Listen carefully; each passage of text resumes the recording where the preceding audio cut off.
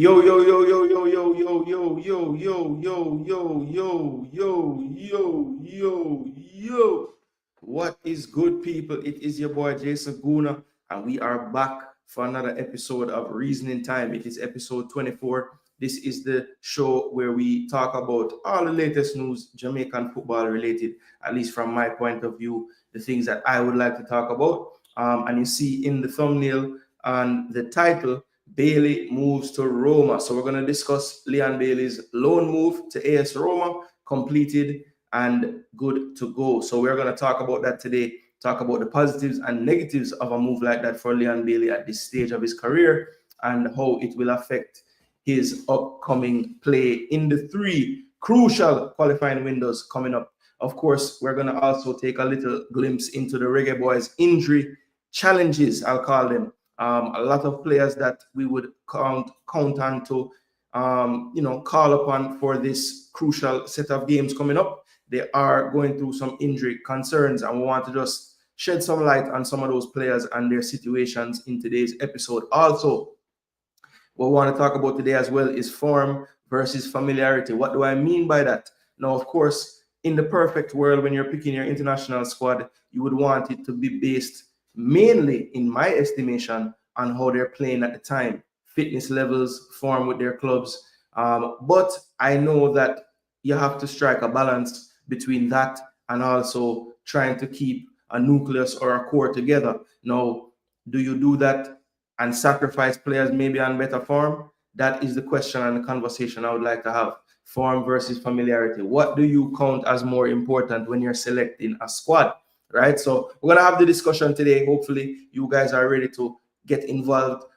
We have a few of you in the building already, so really greatly appreciate people turning up right away. Please do smash the like button, share, and subscribe as well if you are brand new. Today it's on subscriber mode, so if you comment, I would count you as a subscriber. So really appreciate the growth of the channel. We're up over 2K now. Took us a while to get there, but hey, everything that is worth something, you have to put in some work and sweat. And I have no worries and no problems doing that. So we'll keep on putting in the work, people. Keep on getting prepped to bring some quality content to you. All right. So there are some things that are not in the title or the thumbnail that I do want to discuss as well. The first one being the under 14 Reggae Girls. Now they are over there playing the Caribbean CFU competition, and they were able to complete their group stage unbeaten. They had 3 wins from 3. I think their most recent game they played Trinidad and were able to beat them 3-1. That's also after some wins as well in the what you call it now. That's also some wins as well in the first 2 group stage matches. Let me just let you guys know who they had played so far. Where is it?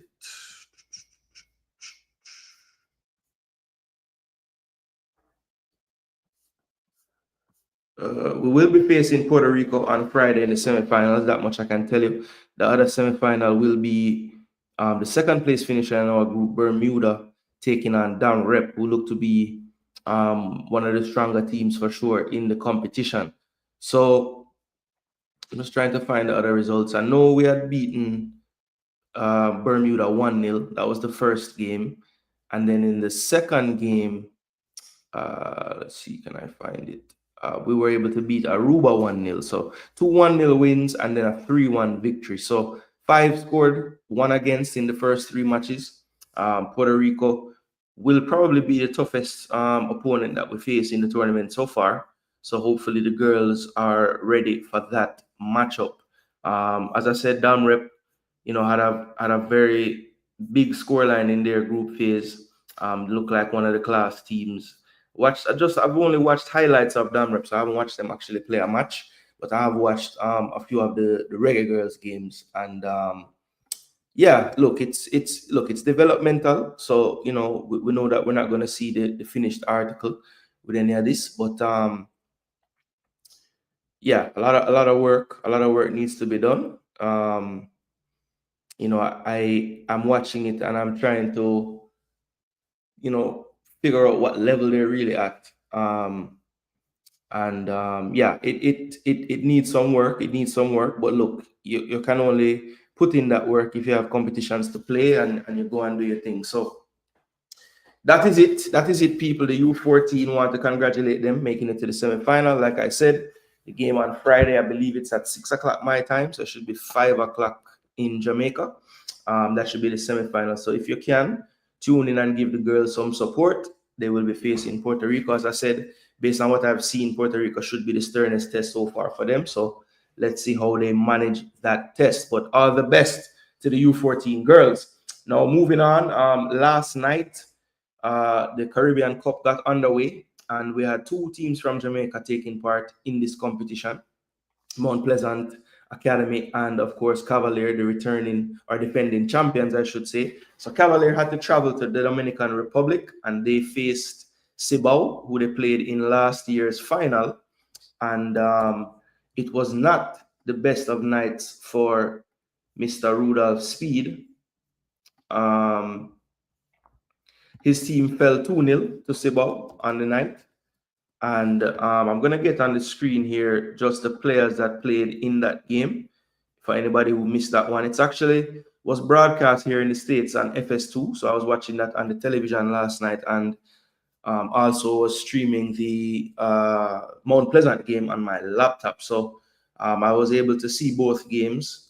Really spent more of my time paying attention to the Mount Pleasant game, I have to be honest. But that was mainly because I watched the first 10 to 15 minutes of the Cavalier match. And I think the writing was already on the wall as to how that match was going to go. But what I want to show you guys is the lineups. Big up to each and everyone that's checked in already. Sheridan, big up yourself. Always supporting the channel. We greatly appreciate it. Texicon in the building. Big up yourself, Texicon.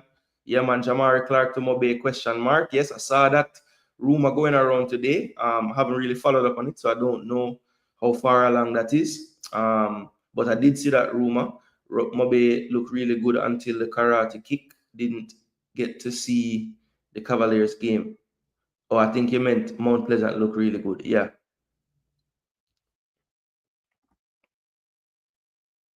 So Texicon want to know what go on for that. Yeah, man. I know you mean MPA this one.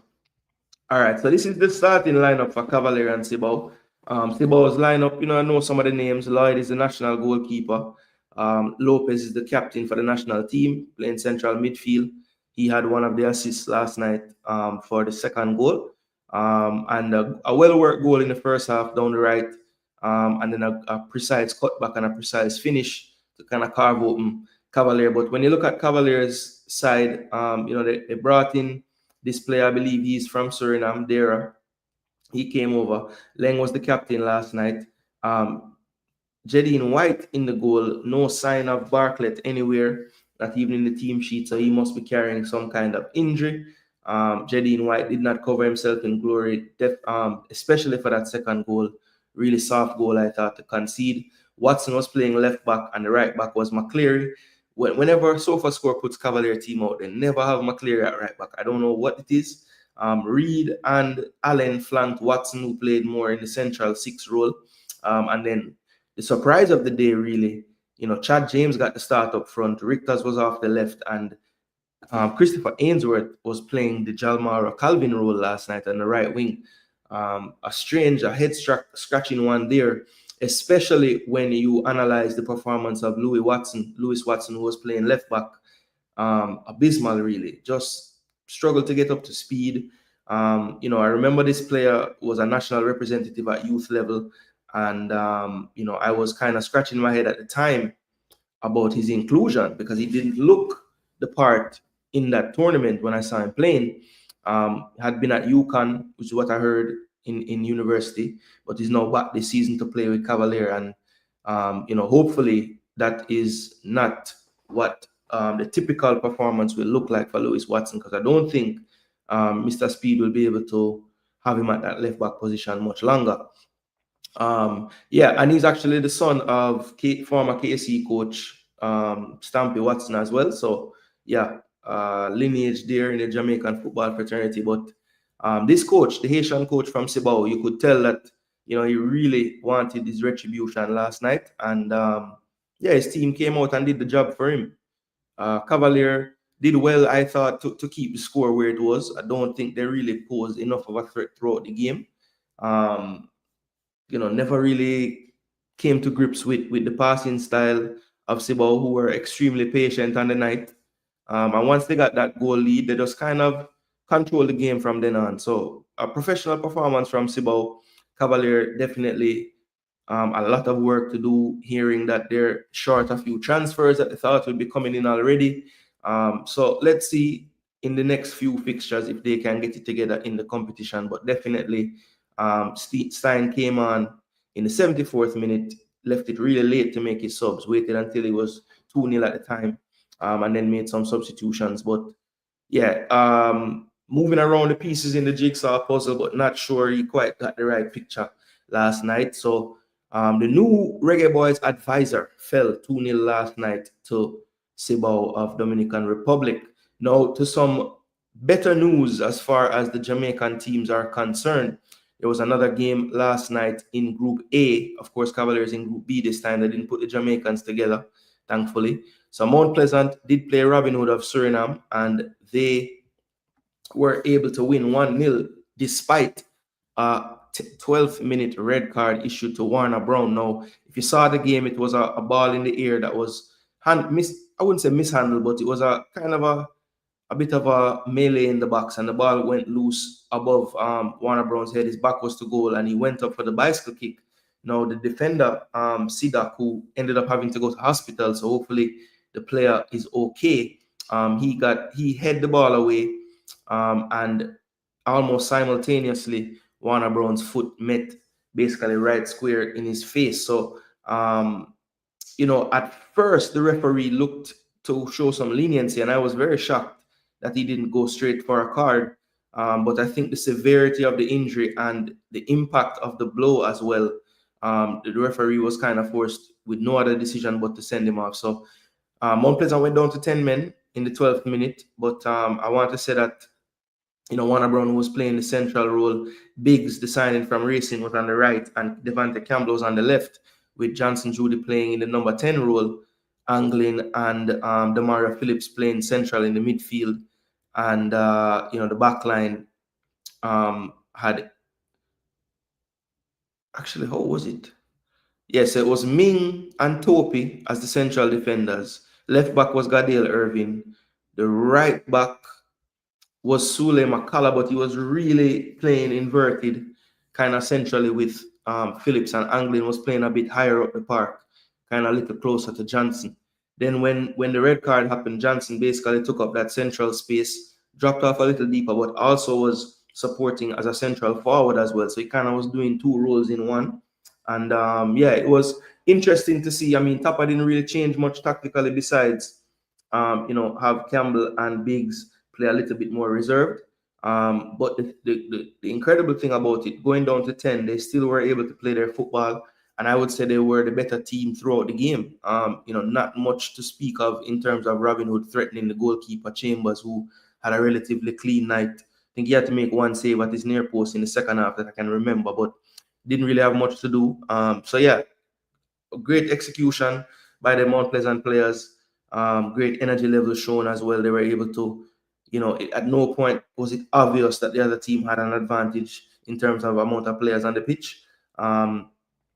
And Kimoni Bailey and Edwards came on at halftime. I think Johnson's sub must have been just the work he was doing in there because he was playing well. So I was surprised he came off, but the subs really didn't hurt Mount Pleasant. They continued to play their football.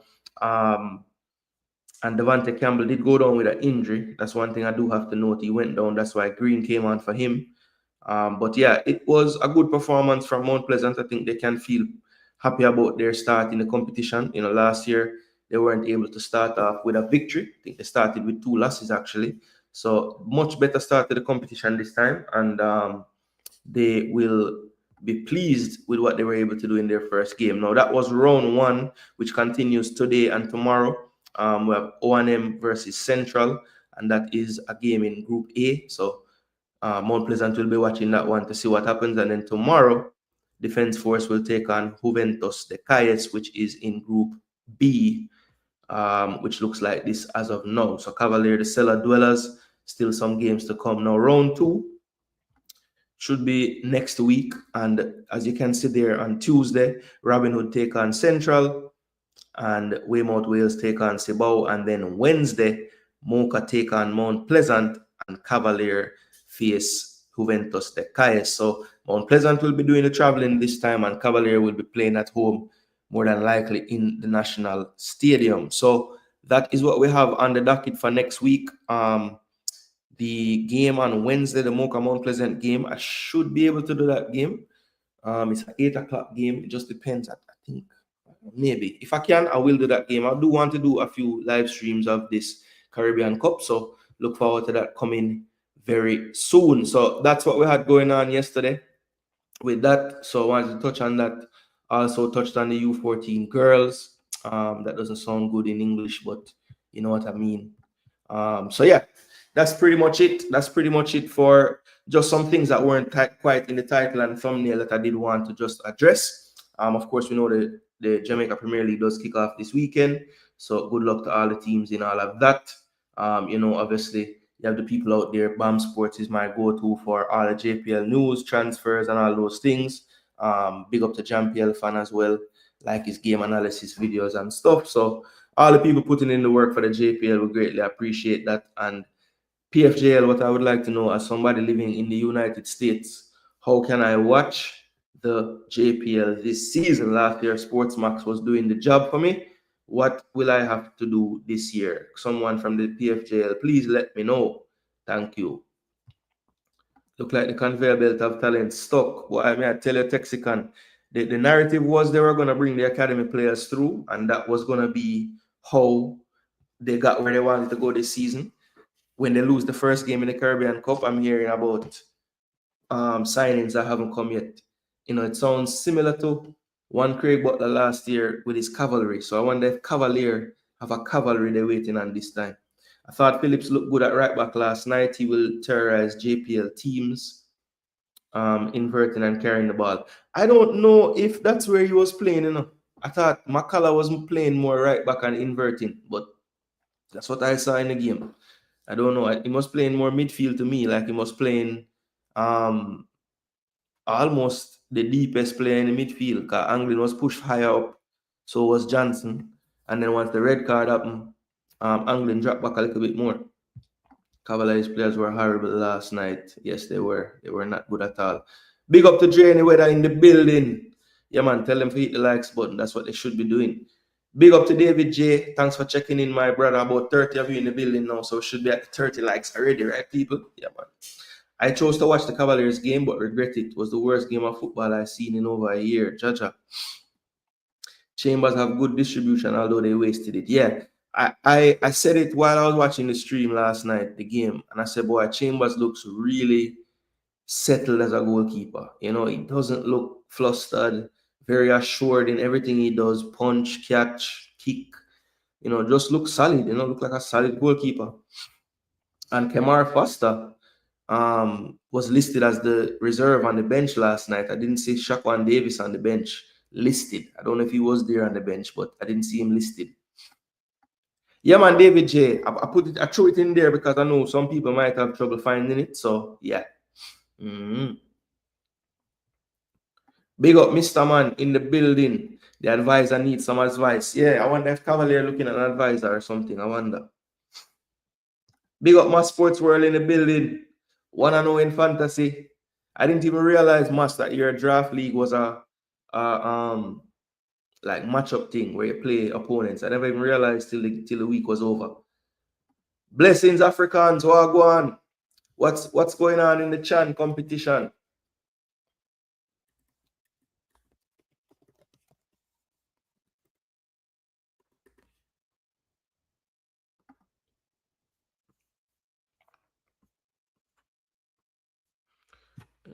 Look on it now.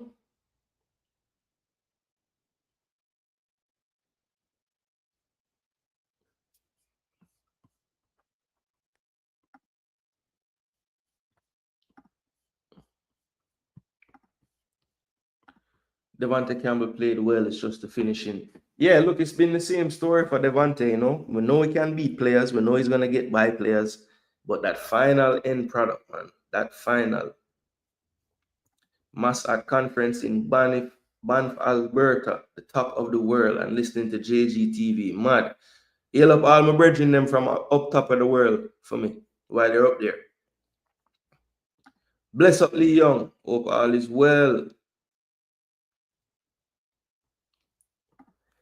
Bailey Roma could be good, setting up Big Dub Vic and Evan Ferguson. Yeah, two big strikers are there. I'm gonna take a look at the pros and cons of the move. Try to look at Gasperini, how he normally would set out his team, and how Bailey would fit in to something like that. That's actually what we're going to segue into right now. So I have a little bit of background on Gasperini ready to show you guys. A little background on Gasperini so far as Roma's manager. You know, he's been the long-time manager over at Atalanta, and he recently severed ties with them at the end of last season, and he has moved over to Roma now. And he has quite a distinct style. His teams usually play a certain formation, and he tries to get players to get in those areas that he likes them to get into on the pitch. Now, there is a comp that whenever I see managers, I try to think of players they're going to have now as players that they have had before. And to me, the most direct comparison that I could see in terms of style of play to Leon Bailey that has played under Gasperini should give Jamaican fans some hope. And that is Ademola Lookman. Now, I think Lookman has a bit more to his game because I think Lookman is actually comfortable playing centrally as well, which is what I think is going to be the huge thing that we're going to have to watch as far as Bailey's success under this manager. How willing is the manager to even tweak his system a little bit more to suit Bailey? We saw that when he was at Villa. Emery, pretty much that season when he had a great season, the team was almost tailored to play towards his strengths, wing play, getting the ball to the wing in transition quickly, right? And trying to make sure that you get him in those 1v1 situations that he can thrive and try to create. Now, the minute Emery started to place more emphasis on ball retention, the pitch got narrower and narrower and narrower, and Bailey's skill set gets less and less and less effective. So that is what I want to look at as far as Gasperini is concerned. I'm always going to look at it from a fully analytical point of view and not try to get too caught up in the sensational stuff, African says Chan is wide open and really exposing nations' local leagues. Looking at you, Nigeria. Well, Africans never passes up an opportunity to throw some shade at Nigeria. So I gave him the chance. I alley-ooped it and he slam dunked it. Bless up Joseph Brown, ground guard in the building. Wagwan. Hope all is well, my bro. I thought he was wide right and deep. Look like right back to me, but you're the expert. No, not really expert, but I never really saw what you saw. I think McCullough was doing what he normally does, which is, a pseudo right back, auxiliary midfielder position, Yeah, always owner versus owner head to head like NFL fantasy. Okay, cool. Bailey will have to work harder without the ball. Yeah. Checking in. Good morning. Big up, I had one. Hope all is well. Oh, before I get into the Bailey and Gasperini and Roma conversation, there's one more thing. And I had one turning up made me remember this. And so don't forget, I did also want to show you guys what's going on with the W-qualifiers and their draw, which is going to take place later today, I think this evening.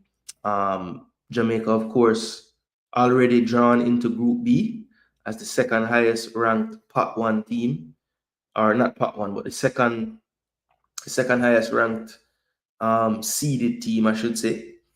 So Mexico is in Group A, Jamaica Group B, Costa Rica Group C, Haiti Group D, Panama Group E, Trinidad and Tobago Group F. But let me just show you guys what's going to happen and what teams we could potentially face in the competition.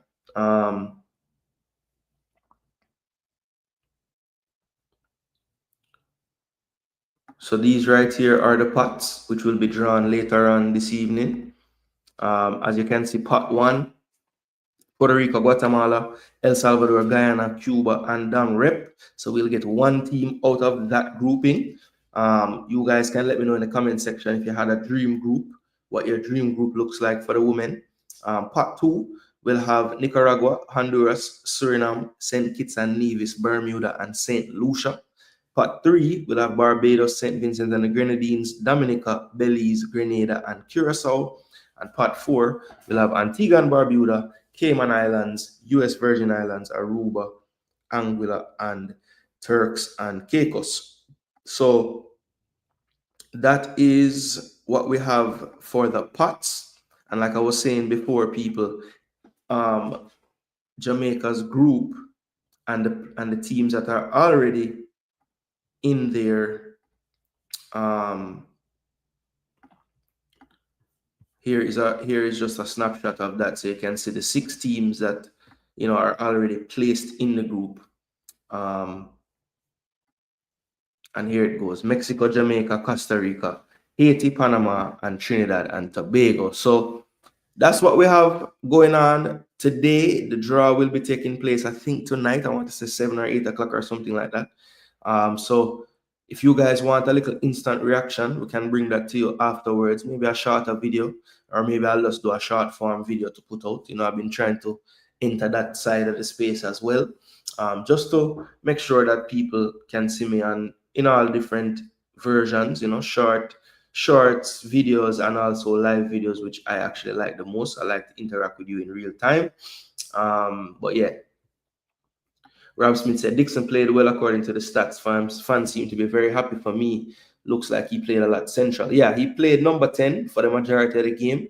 And then when the coach was trying to find an equalizer late, he made some subs and moved the pieces around, and somehow Dixon ended up at right wing back to end the game. But played mostly as a number 10 in the game and did well for the most part. Just final third fell short a few times with his final pass or his final shot. But yeah, very lively, a lot of work. You're always gonna get that from Dixon. Putting a lot of tackles. I didn't see the actual raw data for the stats, but I watched the game, and he was very, very energetic in that midfield. Just non-stop. Bless up, Jamrock. Hope all is well, my bro. Yeah, man. Long time, my brother. Big up yourself. Punra in the building as well. Big up, big up, big up, big up, big up. I hope this move goes well for Leon because he's far from done. Unpopular opinion, I have more faith in him than Demi. Okay. So I had one said if she had to hang her hat on one of those 2 players to have a resurgence again, it would be Bailey more than Demi. Thank you, Gooner. I've been trying to tell people Villa changed how they played last season. Yeah, they did. Only Jamaicans don't share your opinion. That's why Villa is at Roma. Oh, Bailey is at Roma and Gray's in the championship. What did I miss? Anything? Did we talk about the CFU U14? Yes, I did touch on that. Not for so long. I had one. I just kind of highlighted them and made sure people knew that the competition is actually happening and when they could watch them again on Friday. I did tell them about the 2-1-0 wins and the 3-1 win over Trinidad and Tobago, and just said that there's a lot of room for growth, which is to be expected at this age group and at this level. So hopefully they can continue to work hard and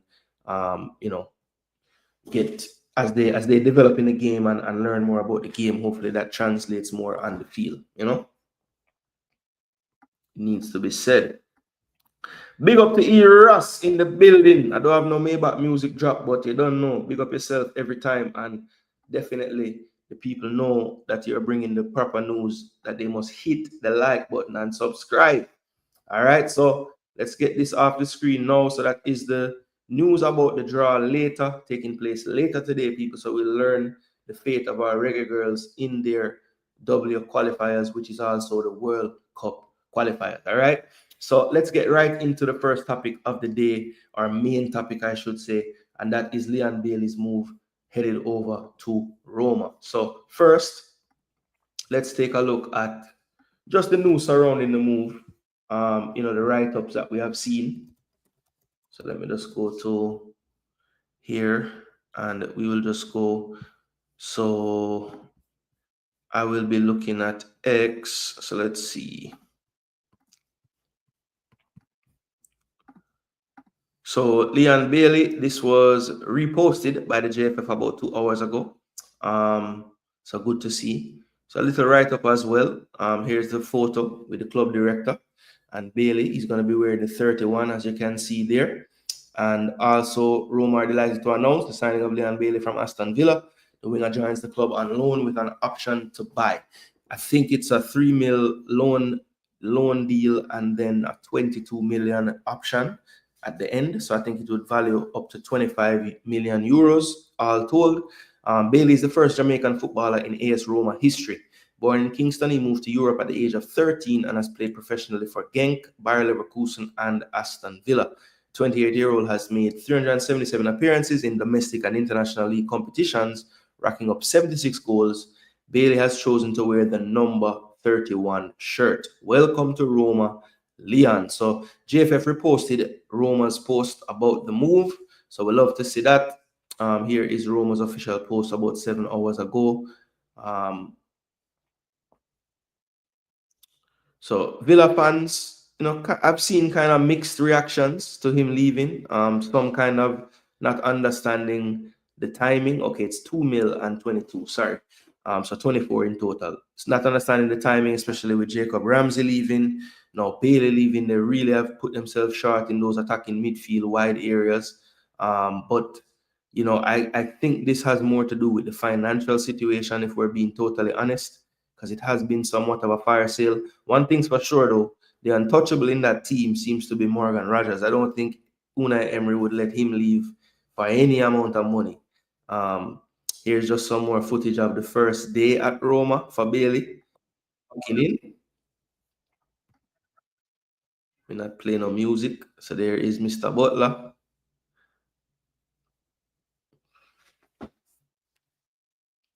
The way the place look nice. 5-star hotel settings.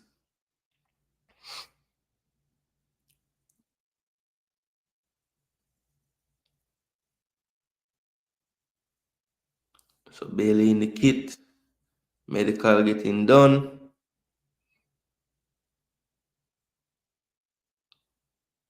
Ride the bicycle, brother. And there he is talking to the manager, Gasperini. Very experienced manager, very tactically astute as well. So that's one of my pros, actually, the chance to work with this manager. I've always rated him. I think he's done the most with what he's had in his career, always. Atalanta definitely a club that punch above their weight for me in the Italian league, in cup competitions, in Europe as well. Won the trophy the other year with Lookman in the Europa. So yeah, I think it will be good for Leon in some aspects. So let's take a look now, people. That's just a bit of the news around the move around the world. But let's take a look now, people, at some of my research as it goes to the coach and the player and how that matchup will be. So let's just take a look at Gasperini and transfer market. Just see his details as a coach, right? So this is Giampiero Gasperini, Italian, 67 years of age now. He has his pro license, of course. And as I said, he's managed at Atalanta, Genoa, Palermo, Inter as well. Genoa did another stint, Crotone, where he started out, but was a Juve youth manager to start out way back in the 90s. So has done his bones in the league, actually you see like the level of his clubs kind of raised. Had a very, very short stint with Inter. And then Palermo, a pretty good run with Genoa, couple of seasons, and then Atalanta has been definitely where he has spent the most time, almost 10 full seasons at that club, and now he makes the move to AS Roma. So you see here his preferred formation, a 3-4-2-1. Now, why is that important, people? What did I say about the end of the time that Leon had at Aston Villa? I mentioned that in the end, it became apparent that Unai Emery wanted to kind of condense his attacking pitch. It was not so much of an emphasis on those wide areas from those players. If you look lately, the width really comes from the likes of Mats Nardini or Matty Cash on that right hand side. So, with that being said, he kind of wanted a little bit more support to those midfielders centrally in those attacking and middle third areas. And he's moved away from the Diabis of the world, the Baileys of the world. Marlon can kind of work because Marlon can play a bit more centrally, maybe not on the midfield defensive side, but he can play a little closer to a lone striker and still be effective. And can also play wide. So he has a bit more variation to his game. Now, the thing about this that's important is what kind of players do Roma currently have in these areas, right? So let's take a look at Roma's club. And I want to take a look at the squad. Now, when you look at Roma's squad in these areas, you'll find that there are some players that I think more fit the ilk of this 3-4-2-1 system than Leon. And this is one of the negatives that I see with this move. Unless it is that Gasperini has a plan to have a tweak in his system at certain times of matches to play more winger type players, then I could see it being a move that could benefit. Now, if you look right now, the wingers on the squad, Cherubini, 21 years old, a youngster. He was on loan in the lower leagues in Italy. He's back. Don't know if he'll stick around for the season. But you have Stefan El Shaarawy, the veteran now, 32 years of age. He's a nailed-on left winger, but can also operate in more of a left 10 area. Matteo Sule, again, a hybrid wing forward, attacking midfielder, right 10-ish type of player. And then you have Leon Bailey, who probably of all these players is the most nailed down winger of them all, right? Paulo Dybala, listed here as a second striker, can play wide as well, but he really is tailor-made for that Gasperini 2 number 10 type of role that he sometimes plays. Now, some would argue at Atalanta, he did tweak it a bit to unlock Lookman a bit more because he did like to have Lookman in space out there. But honestly, what I have seen from his teams, when you look at his lineups, it looks to me like similar to what Emery is doing at Villa. He gets most of his width in attacking areas from his basically the widest players in his midfield four, right? So if you take a look at the last preseason fixture that they played, which is what I wanted to look at, how have they been lining up under the manager so far? Right? I think that's important. So when I took a look at that, people, and I'm going to show you what I was able to find when I did that. All right. So their last game was on the 16th of August. They hosted Saudi club Neom SC, right? And that's a club, funny enough, that Leon was linked to once in this window. I think Lacazette ended up going there in the end, among other players, because they're trying to make a big push. So let me get this off the screen real quick. I will return to that in a minute to just look at the players again. But I want to show you guys, and people, remember, while I'm doing all this, please do smash the like button. I know Eras is in the building, so he has reminded you guys, but I'm going to remind you again. Please like the video, people. All right, so Roma. Let's look at Roma, and let's look at their last game against Neom SC. So in this game, as you can see, Gasperini is already putting his 3-4-2-1 into effect. Now, Devin Wrench, one-time wonder kid from the Netherlands, he's here, and he's an attacking right wing back, right? Basically, I say it's a wing back system. Angelino, always up and down that left side, brilliant crossing. So really and truly, when you look at how they're set up, the width is going to really come in these attacking areas down this side against this team from Wrench, and on this side from Angelino. So, Sule and Dybala, they're going to operate with a little more central freedom and kind of partnering with Evan Ferguson. Now, if you look at the heat map of Sule, it shows he has a bit of a license to touch the ball predominantly on the left-hand side of the pitch, but he's getting touches central, even a bit shaded to the right as well. But he's also getting the ball pretty much predominantly attacking the corner of that 18-yard box and not quite hugging the touchline. Obviously, due to movements and interchanging of players, he did have some touches wide left, right? Now, when you look at the baller's heat map on the right-hand side, if you notice, he was maybe playing a bit more reserved, almost as if the baller was being used as that retention player on this side. So that goes to show one player had a bit more of an attacking thrust in that dual 10 role, and the other one was used more to link up play on that right-hand side and also centrally, as witnessed here. You see him getting touches anywhere along this edge of the attacking third, predominantly on this right-hand side. So that heat map would suggest that Bailey could potentially work in a setup like this. His most touches came right here on the wide flank, probably linking up with Wrench on that side, trying to create overloads. So positives, the players do have license in that dual 10 role to drift wide.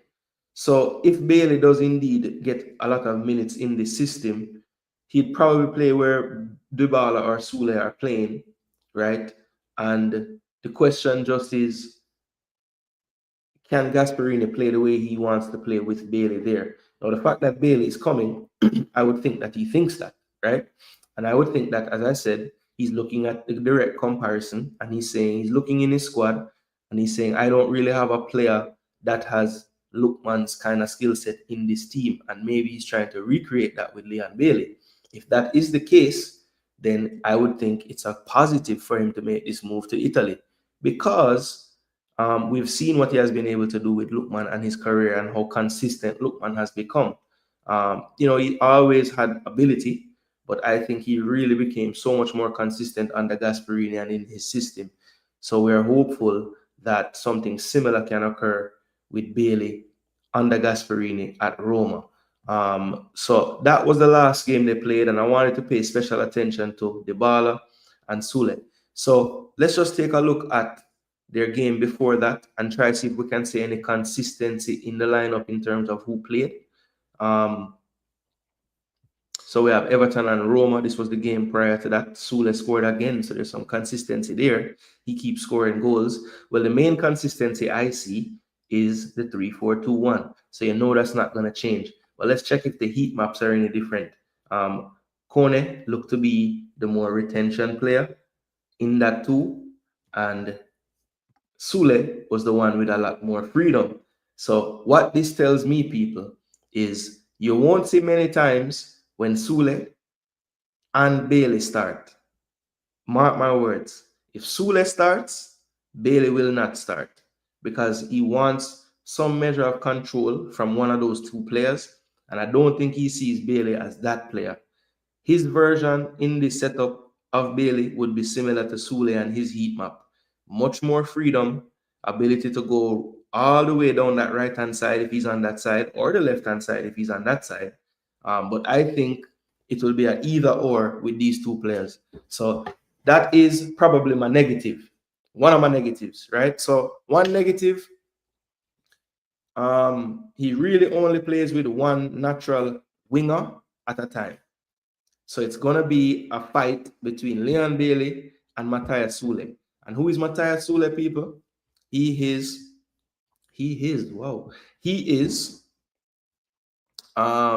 obviously an attacker. He just came to Roma last season for about 25 million, and he made his move from Juventus. He was brought up through the Juventus system, and he's an Argentinian. He's only 22 years of age, and in this World Cup year, he will be trying his best to get into that Argentina team, which is very hard to get into. But you can see what his preseason has been like so far. 3 goals in his last 4 appearances this preseason, and pretty much a mainstay in all these lineups throughout the preseason. And you see that his rating has been in the green every time. So I would be very, very surprised if it doesn't take Bailey some time to get into the starting lineup. I think he sees Sule and Dybala as the perfect setup right now. And I think Bailey is going to have to outplay this kid right here if he wants to get the starts consistently. Let me know in the comment section what you guys think about my negatives so far. Sule being in his position as his direct threat and the form he's in currently, right? The one retainer, one more out and out attacking threat player in that two setup. And where does Bailey fit? Can Bailey be seen as a retention player in this stage of his career? I don't know. I don't know. I would think you'd still be wanting him to be that, wild card attacker in those dual tens behind your striker, whether it's Davvik or whether it's Evan Ferguson, who they have in their team to choose from. All right, so let's see. So just on the girls, lots of room for growth for the girls, but still proud of their effort. They made some errors and then corrected them in subsequent fixtures. I love to see that, willing to learn. All right, I had one. I like how you analyzing that part of it, that you saw mistakes, but then you went back to look and see if they were corrected, and you did see some corrections. So that is good. Eras said, good luck to Bailey. Think it's a good move for him. All right. Big up Eras. Float said, bless up, bro. So Stuart is not a Jamaican? Question mark. Yeah, so he's the first he's the first Jamaican to play for Roma. I saw some things going around yesterday, Float, was saying he's the first Jamaican, period. So people are wondering if Trevante Stewart don't exist. Alison Swaby played at Roma, so I'm sure they meant male. Yes, they should have clarified that. So he's not the first Jamaican footballer, period. He's the first male. The misogyny is wild. Yeah, that's sad. That's sad that they would have had that oversight, Hopefully the comment section beat them. Yo, BM, big up yourself, Stuart also played in Serie A, so I guess he's not considered Jamaican. Yeah, it's mad. I wish they could franchise out the Reggae Girls team to a wealthy private citizen. Well, that's kind of what was happening before, Maybe a famous family of Jamaica. I'm surprised Gasperini left Atalanta. Yeah, I think he was at odds with the hierarchy over there for a few seasons actually, and he just kind of stuck it out. But I guess he couldn't take it no more. Curacao boasts 6 top Dutch league players plus 5 more in strong tier 2 European leagues. Jamaica only has Bailey and Pinnock injured in a top league. Depth and quality clearly favor Curacao. Well, I guess the one positive, Nitro, is that this particular window we won't face Curacao. We have Bermuda and Trinidad to play, so that's at least we have more time to try mend some of the things going on with the team before we face them. Bless up, Richard Green. Hope you're well, my bro. Hope all is well. This is general for you guys who know the game far better than I do. How does a wonder kid fail? Is it systems they are placed in? Is it inability to adapt to said systems? I think it can be a myriad of things. I had one. I think it can be fitness. Sometimes players just have incredibly bad luck with injuries. Sometimes it can be those injuries then sap the confidence level. So when you do return, you just don't really have that confidence because so much time of inactivity. And other times it is just timing. If you're in a team that just doesn't have the space for you to get that push, and the team doesn't realize and loan you to the right places, and you make some bad loan moves, a wonder kid can then become a player that's out of a year and you really don't know what he is. So sometimes all the things just have to fall into place for it to work out, and other times some people are just so good that no matter what you put in front of them, they break through, and even if it's later, they eventually get to that pinnacle that everybody thought they would reach. So I think it's a number of things, but I think the main one is timing, because you can be a wonder kid and you just in a team that just don't have the space for you or your position.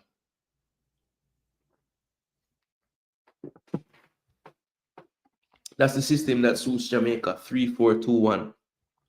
Nitro said Gasperini for Jamaica advisor, with who as a striker, who are 2 behind striker. Oh, okay, so I had one challenging that because of the players. Francis trademark free 99. Exactly. Free 99. Big up to Francis anyway there. Couldn't he be looking to change the system because they wanted to also bring over Jadon Sancho in addition to Bailey? Spengdan, that's a good point. But I also think that if you look at Jadon Sancho game, even though he likes to play wide, he's a retention type player. So it fits where he may want another option as that type of player. And he can just, I think Sancho can play more centrally. I don't think he has to be hitting the touchline because he don't really use pace. Pace is not really his number one attribute on the wing. So I think it could work. But you make a good point, Spengdan, that maybe he wants to have different variation levels to it, so it becomes more of a 3-4-3 when the wingers are playing. That could be a possibility. Bailey as the bench dude, maybe. Yeah, I see him benching at first because this kid on the screen is just on fire right now. And I just don't see Gasperini seeing what he's done this preseason, and then going back to him. I mean, going to Bailey, who just got there. I don't see it happening. But let's see. I think that's going to be his direct competition. I think Dybala and him, even though they occupy similar areas on that right-hand side, I feel like Dybala will be the retainer that starts if he's fit. And this other guy, Sule, will be that, maverick type player that will start if he's fit.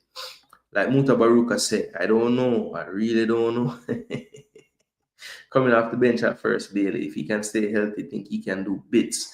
Yeah, I think it's just gonna be look, the thing is, I don't want Jamaican fans to think because he's moving to Roma from Villa and it's Serie A, not Premier League, automatically the man just going to play every game. I'm looking at the squad and the makeup, and he has some competition ahead of him. There's basically two spots in behind the striker that are there, right? El Shaarawy would want one of them. So would Sule, so would Bailey, so would Dybala. So there's essentially 4 players fighting for 2. Now, I don't know how long Pellegrini is out for. So he's already expected back August the 21st. So that's another player that's going to be in and around that area. So there's, in a sense, 5, experienced, well, not experienced, but 5 players vying for the 2 spots. So, it's not going to be easy for Bailey, man. It's not going to be a walk in the park for him to get all this game time. You look at his inactivity.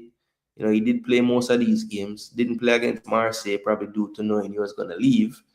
And yeah, you look at Bailey. You look at Bailey's stats over the years, and it's the lack of consistency that really gets him out. So let's look at his most recent league, the Premier League.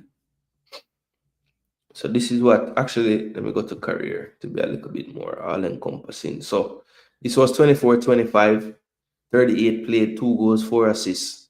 So, nothing to write home about. I think the main thing that was an issue for me is the minutes in the 38 games. The starts dwindled, the minutes on the pitch dwindled. It wasn't the best season for him.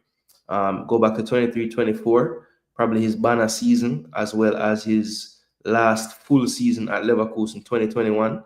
The 15-10 goals he had in that, 15 goals, 10 assists, and the 14 and 13 bettered that by 2. Premier League almost hitting 20 goals and assists. Conference League, one of the better players in that whole entire competition with 4 goals, 4 assists. But then 22-23 back down to it's okay, 5 and 4. First year was a nightmare, 1 and 2. Injury riddled, and then so really and truly one really top season out of the 4, or the 3.5 he would have been at Aston Villa. Well, actually 4, because he was here the whole season, just injured a lot. So yeah, 4 seasons, really, 1 really good one, 1 okay one, and 2 subpar ones, I guess you could say. And when you compare that to his time at Leverkusen, I think he was a little bit more consistent at Leverkusen. Maybe not the output, but he had at least 2 seasons of double-digit goals there. Pretty much performance-wise, statistically, you see more green in his Leverkusen time. But Gasperini and Roma will be hoping that they'll get the 2023-24 version, the 2020-21 version, or even the 17-18 version, of Leon Bailey in this upcoming season. But I think there's a lot to look out for with him and this team because of all the things I just brought down. The player, how does he fit in? Does Gasperini tweak it for him, or does he try to make Bailey tweak, how he plays for the system? That's going to be the interesting one. Many a manager have tried. Emery was trying him as a second striker to Watkins at times. That wasn't really working out at Villa.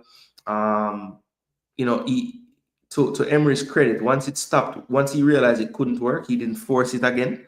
So he played him only wide after that. But he tried it out a few times in that first year, and it just wasn't looking like the best option, which is kind of strange because when he was at Leverkusen, he played through the middle for almost like an entire season up front. And, he wasn't that bad.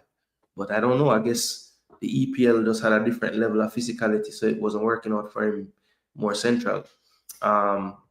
Just coming back, I think Bailey would be up for it. This is also somewhat like the system he played in at Leverkusen. Yeah, it's more similar to the Leverkusen system for sure.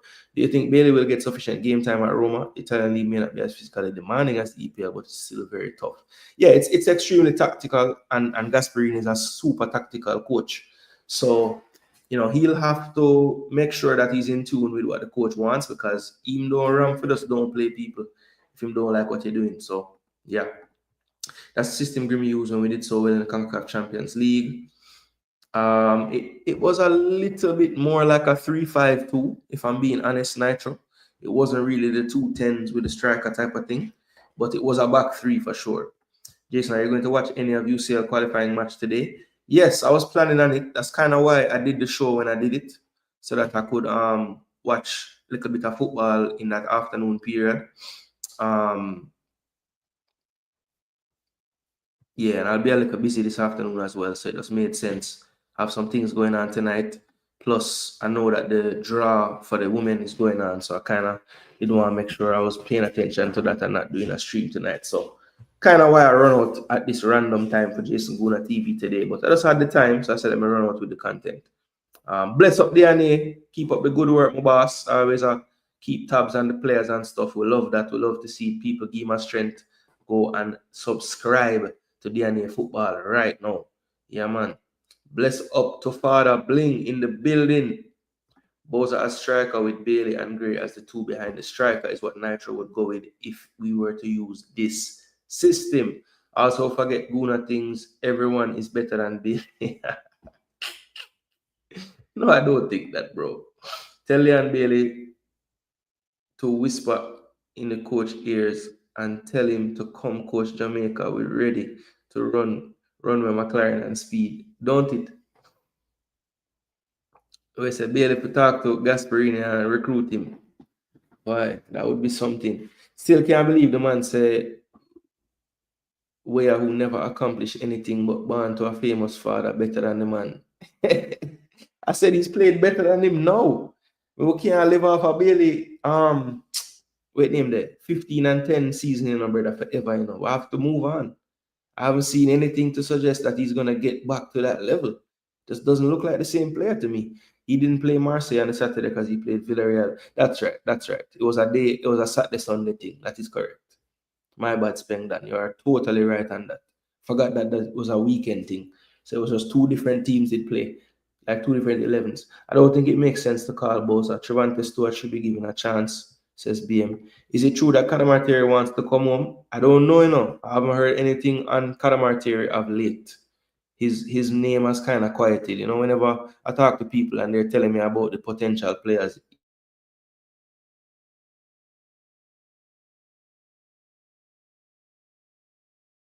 his name isn't coming up lately. The other day. Yeah. Campbell playing that too. right now. Notice that Leon misses out on a noticeable number of big chance plays because he falls over a ton. Can his falling over be fixed? Are his shoes molded for his feet? Or is it not that alarming?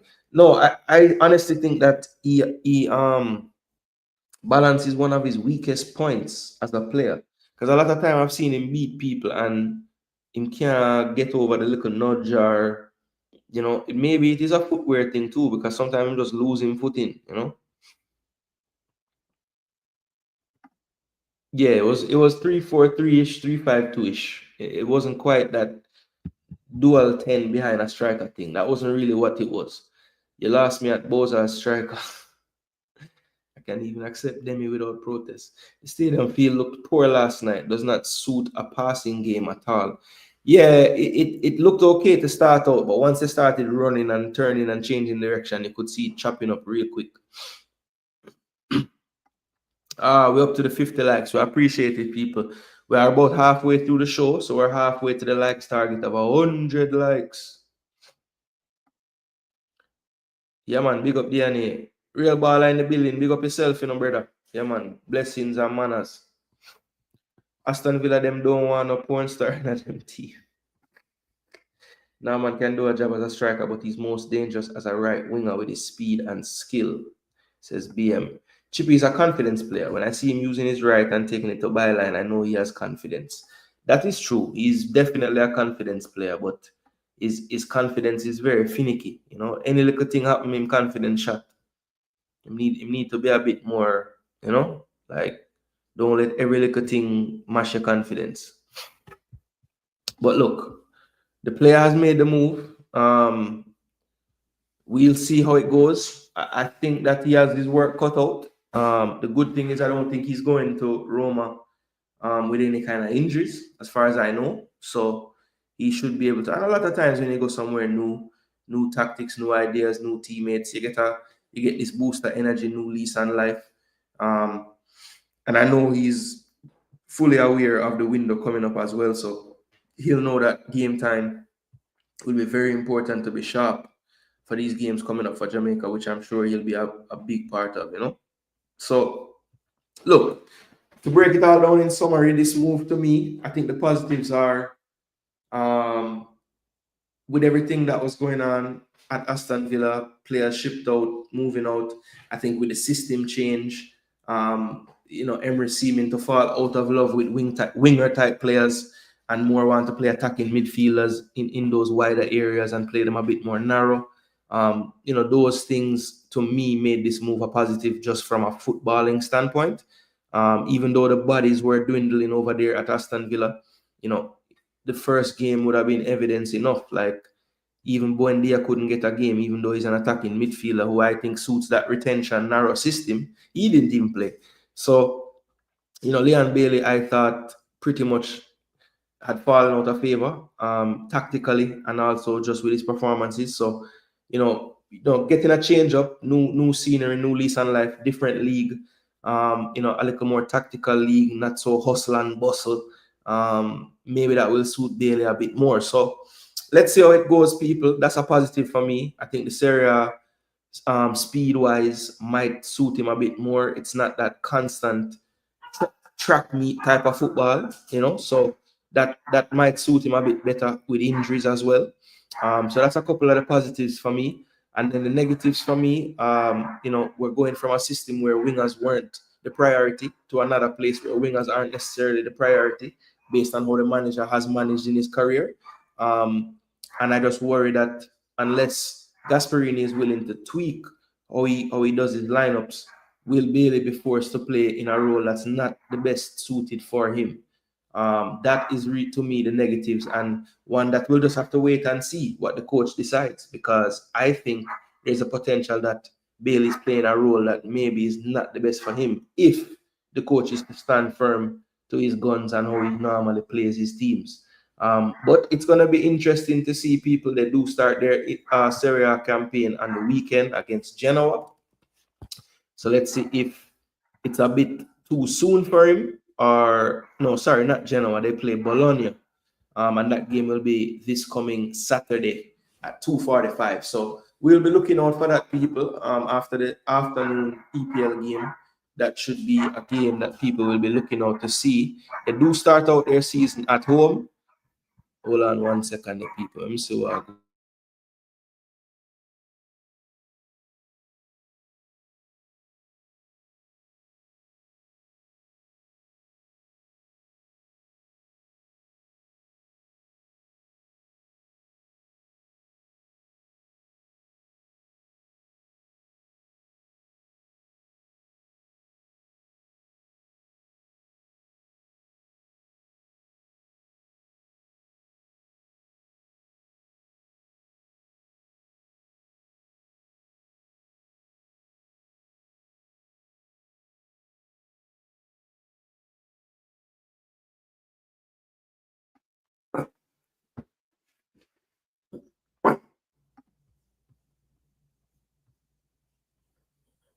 That be nice, man. That be nice. Relax yourself. So people, may have to draw from my co-host Muffin because I don't know what going outside at the window make sure I back so. But yeah, last time we watched back a stream when she back and brother, it's almost she might as well come and just sit down and back right here quite loud. So yeah. Big up to my co-host Muffin in the building. You don't know. Look like she wanna sleep. But yeah, like I said, 2:45 Saturday. Bologna traveling to Rome to face Roma. So that should be nice. That should be nice. All right. So let's big up some people that tuning in the last couple of minutes. Big up to Francis who just did a talk about your free 99, you know. Big up yourself, bro. Been very consistent, people counting down the days at night. So if you haven't been tuning in, give him a strength later. I'm sure he'll be back on the warpath later on. Yo. I never put it on for your back again, you know. Relax, no man. Sure. Chippy is a confidence player. When I see him using his right and taking to byline, I read that already. Our most healthy CB actually plays LB for us, don't it? I was actually going to talk about that. Big up everyone in the chat. Big up JG and all in the chat. No player in football hit the post as much as Bailey. Don't understand why. Crossbar challenge. With the injuries we have now, we could have Holgate, King, and Bell as the back three. Right? Getting him out of Birmingham is a great thing. So Demi-gone there is a great thing, but him leaving is a great thing. Well, Rome is not no baby city, you know, so you're careful what you wish for. I feel unusually confident that Leon is going to have a resurgence. I always preferred him in other Europe. I always seem more relaxed. Okay. So I had one basing it off of comfort level and how him look in Germany before and Belgium. Okay, fair. King and Holgate not even getting game. Villa hate to watch this season. Emery didn't fall out of love with wingers. He fell out of love with Bailey. No, but every other winger get axed as well, though. Where you pre-it. You not keep no winger. Andre Gray is going be in good form. Mark my word, Jason. All right. Well, that's one game the man played. So, man, what kind of form him depend already, brother? Man, just play one league game for the side. And then arm play again and I miss it. Yeah, one game the man play.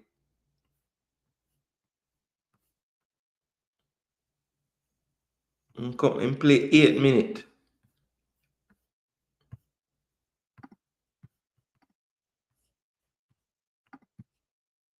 Damn, great. It's 34 now. Jeez.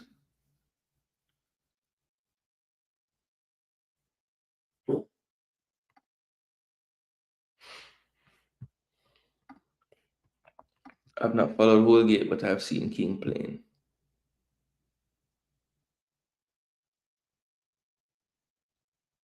Yeah, Bologna. Yeah, Bologna. Me say Genoa, but a Bologna me didn't mean to say. Got going, he been on the bench. Yeah. Look like King in a hot water now because remember I was playing left centre back in a 3.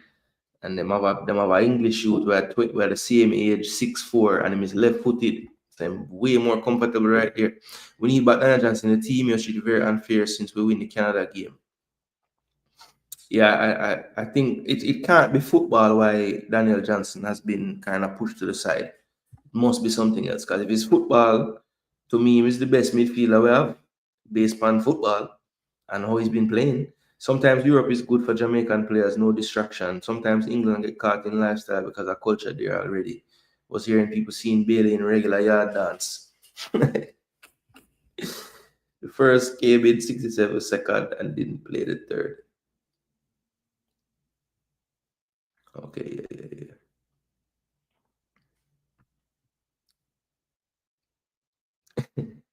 Mr. Man, Mr.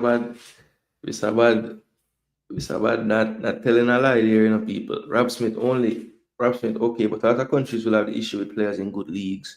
We have to account for the training and fitness they have at that level. Bam Sports saying Low is leaving the Saudi League. I knew something was up. Okay. What does Bam say? Where does he say he's going? I need to Bam Sports, check in. Where you there? Ravel Marson not looking for a club in England, or he should go to the JPL if that's his last option. I could have swore that Ravel did a post on his story in preseason training with Precision again. That's what I could have swore. I've watched a few of the Jamaica games, but I haven't been watching a lot of the games. I'm going to be honestly young. I've been watching more of the Reggae Boyz action, League One, League Two, around the world. I tried to watch some of CFAS, but I couldn't really get much of that.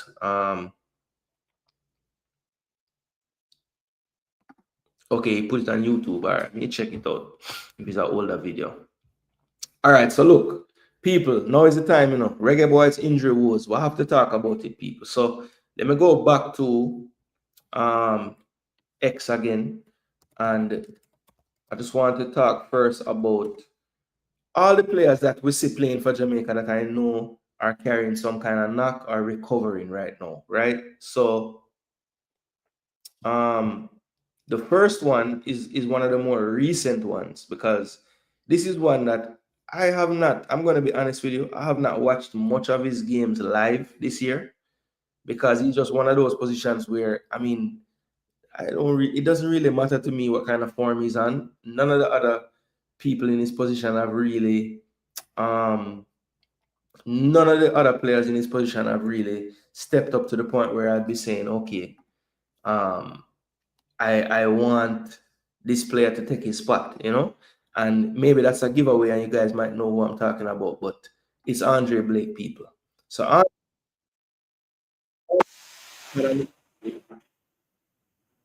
this is what happened.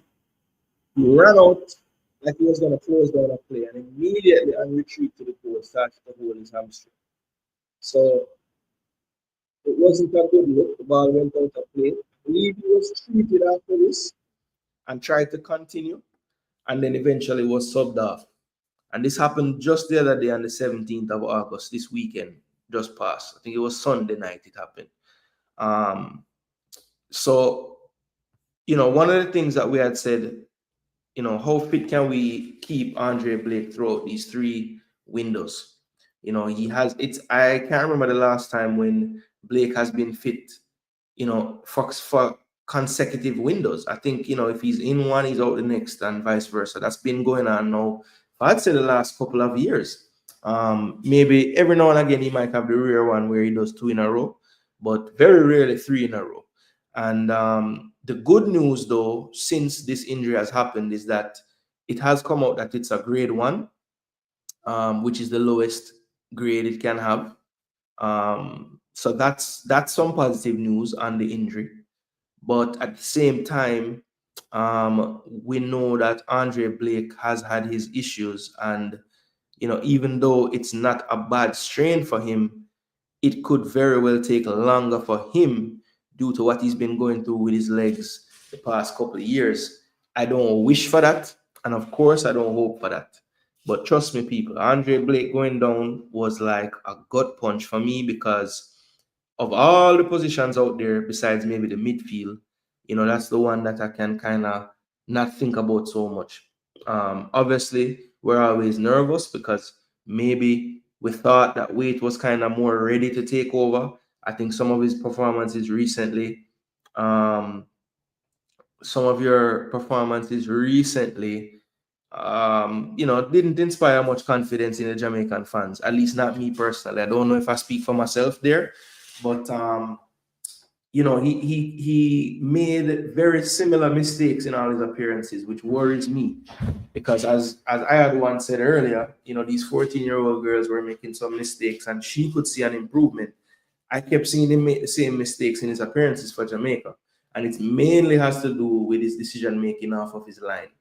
Continuously gets into no man's land in those situations, right? Now, when you look at Waite's form this year, it is better than last. Last year, he was not having the best season. This year, his performance is much more steady and stable. But still, in the perfect world, Andre Blake plays 6 games in these qualifiers, especially knowing that some of the other potential players in the pool, I think, are not over the line with their paperwork, namely Corey Adai. But there's another player, not injured right now, but his name did come up this week as a report came out from a reporter from TSN saying that Jaden Hibbert could potentially be called up for some European not qualifiers but friendlies that Canada has coming up. So let me see if I can find. Okay, so Jesse Marsh has confirmed to the Athletics Joshua Cloak that 21-year-old goalkeeper Jaden Hibbert will be called up for the Canadian men's national team September friendlies. Jaden's mom is from Mississauga and he's eligible for Jamaica through his dad, who he's played for twice in friendlies. So this is what I saw initially on the 16th, but now you see Jesse Marsh confirmed it to someone afterwards. Now, interestingly, I had heard that Jaden Hibbert was being considered for a call up for us in September. So let's see what will happen. Toronto FC news outlet also had it out 16 hours ago that the keeper must complete a one-time switch. I don't know how true that is because I don't believe that he played any official game for us yet. But I will wait and see what is going on. I will wait and see what is going on there. But yeah, Jaden Hibbert, potentially I would put him in our squad right now. I think he can challenge Wade for the number 2, even though he's a backup in the MLS. I feel like if Jaden Hibbert was loaned to the championship, he would be playing in that league week in, week out anyway.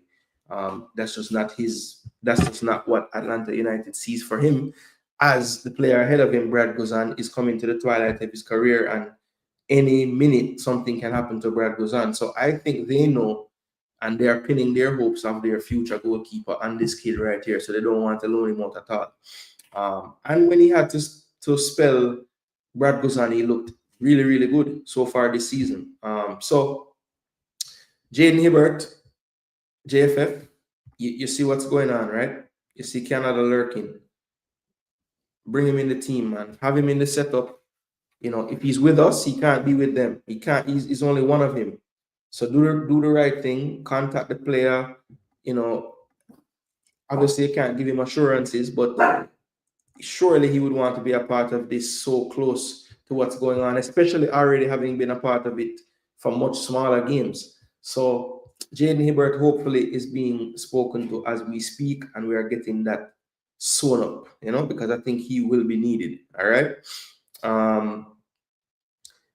So that is an injury, and basically the knock-on effect of that injury to Blake made us have to check on Jaden Hibbert. Now, the next player that is usually in the squads, I would consider him a core player at this point.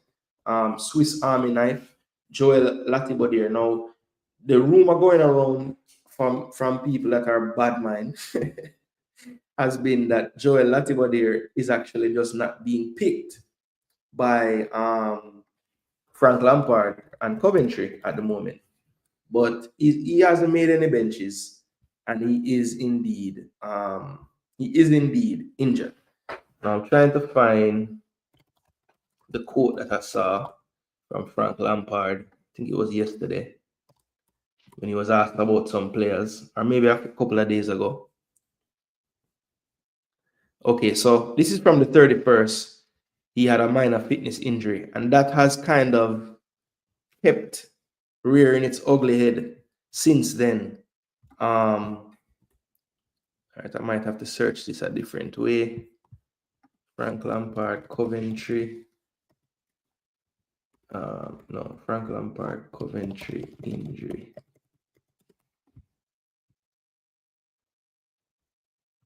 So yeah, so this is the team news versus Derby. So let me show you guys. Well, I'll just read it for you guys. People, smash the like button. Please do smash the like button. All right, so let's see. I think this is where he says it. Victor Thorpe, international right. Sims.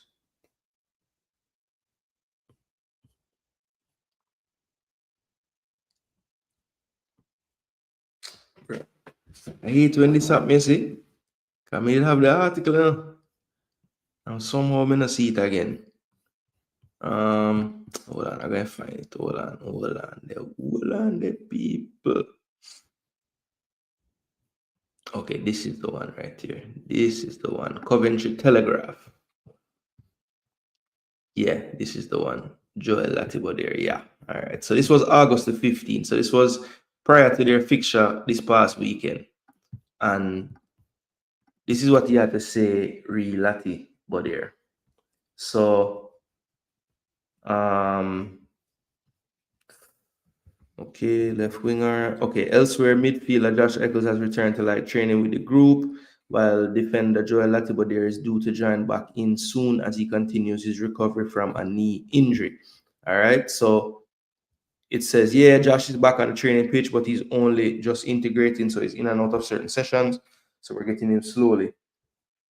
And Joel, hopefully he's outside with us in the next week or so. So remember, people, this was August 15th last week, and he's saying that hopefully he can be back with us in the next week or so.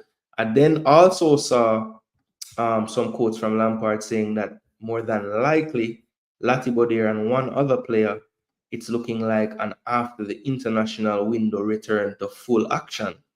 So that tells you right there what's going on from the manager's point of view with the player. So he sees in his mind the ideal returning time for Latibo there to be after the September international window, which is not good news for Jamaica fans. All right, let me go check back in with the chat before Runwell left me. Look like Nana going to Iraq. Don't know what happened. He was their best defender last season. Damn. Team aggressive. Yo. Big up yourself, you know. Francis say, I'm at the hospital with your youth still. Not sure what time live I go start later. Gotta make sure my youth is straight first. Bless up yourself every time. Damn. Hope your son or your youth gets better, bro. Hope it's not nothing too serious. But if you're in the hospital, it's more serious than I would want it to be. So yo, bless up and hope everything work out, bro. Yeah, man. Don't stress out on YouTube, brother. Deal with that. Yeah, man. Big up every time, bro. We need to call him back now. Yeah, Jaden Hibbert needs to be back. We need good senior goalkeepers, men and women. Punto final. Yeah. Jaden Hibbert, I like him as well. The JFF can't sell him. Canada will have him. Oh gosh. We need goalies. Also, we need the younger ones being mentored by Blake and Becky. Some Becky and Blake workshops. Lati wasn't favored last year. That is true. That is true. Only football guru make a hear with that. I think Leon's problem is fitness, says Richard Stewart. The EPL will break your body if you're not committed to the weight room. My uncle said the first time he saw the Spurs defenders up close, their thighs are huge. That he was not the main starter, but not everyone can start. Yeah, true. Yeah, so that's Joel Latibo there. Now, another player that is still awaiting a full return to games is also a mainstay whenever he's fit in our team. And that is none other than Mr. Ethan Pinnock. So he is out.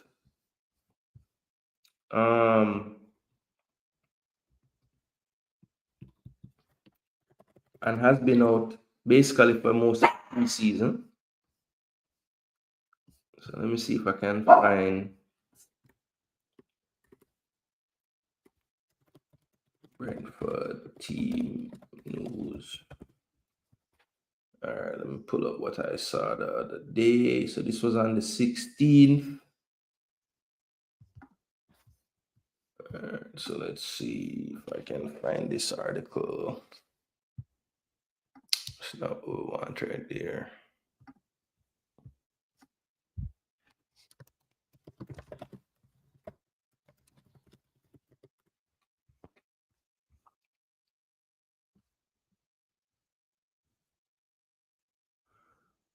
All right, hold on. This is not bearing any fruit. Don't know why. People, please do smash the like button, share, subscribe. Don't forget.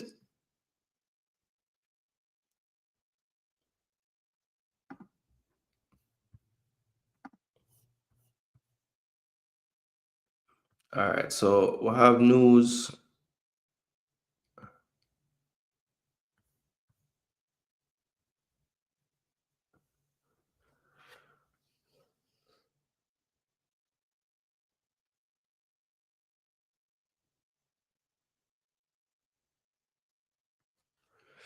All right, so this was news, and this guy puts out a lot of news because he's like a FPL guy.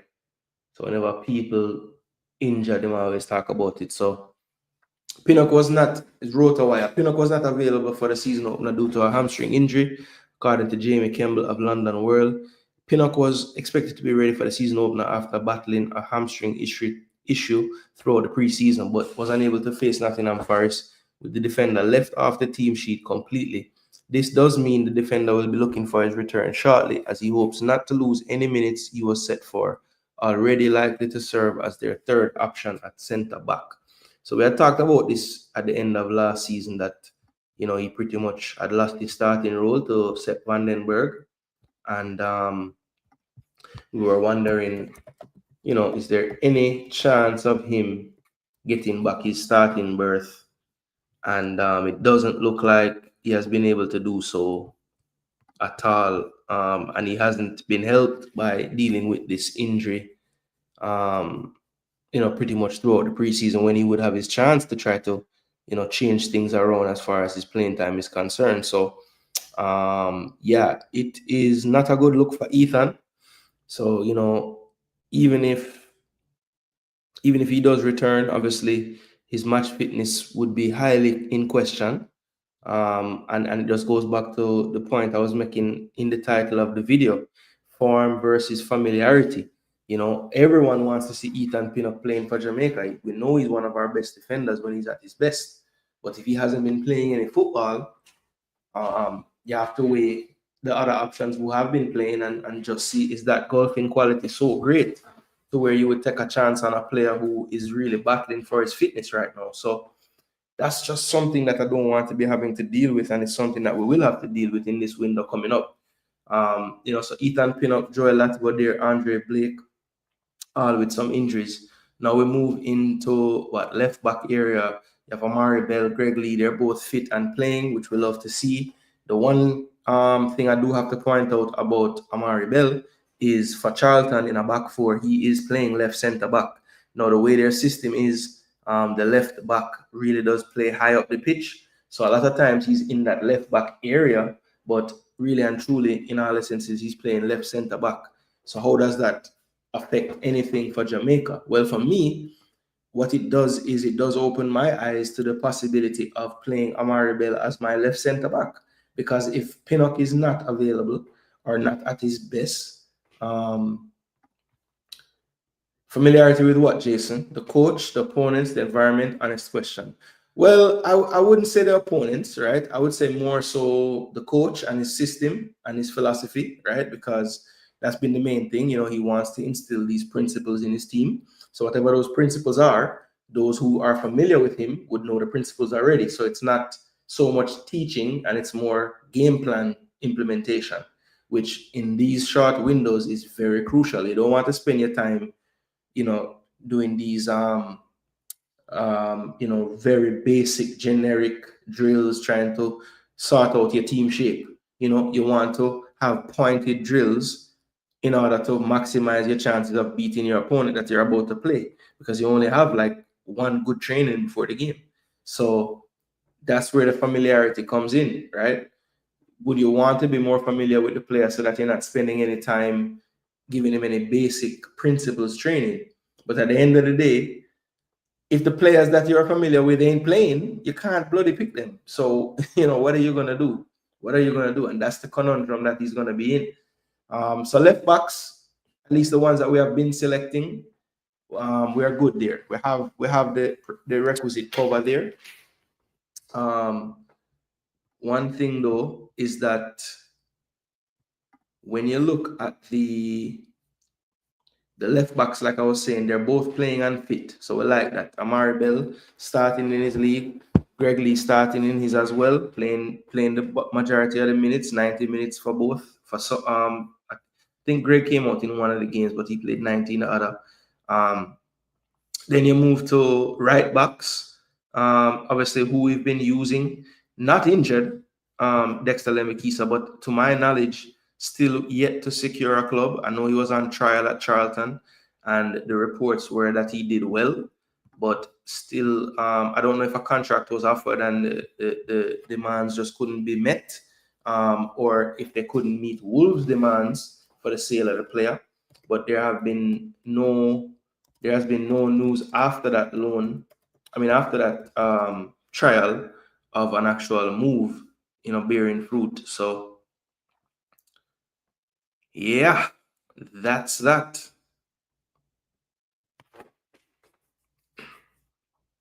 That's that. But he has been linked with a lot of different places. You know, Lincoln City, you know, a number of championship clubs. I think he has been linked with a move away as well. But yeah, I think Nathan Jones was asked about Dexter and his trial, and basically, channel my first subscribe to read that one day. It's wicked.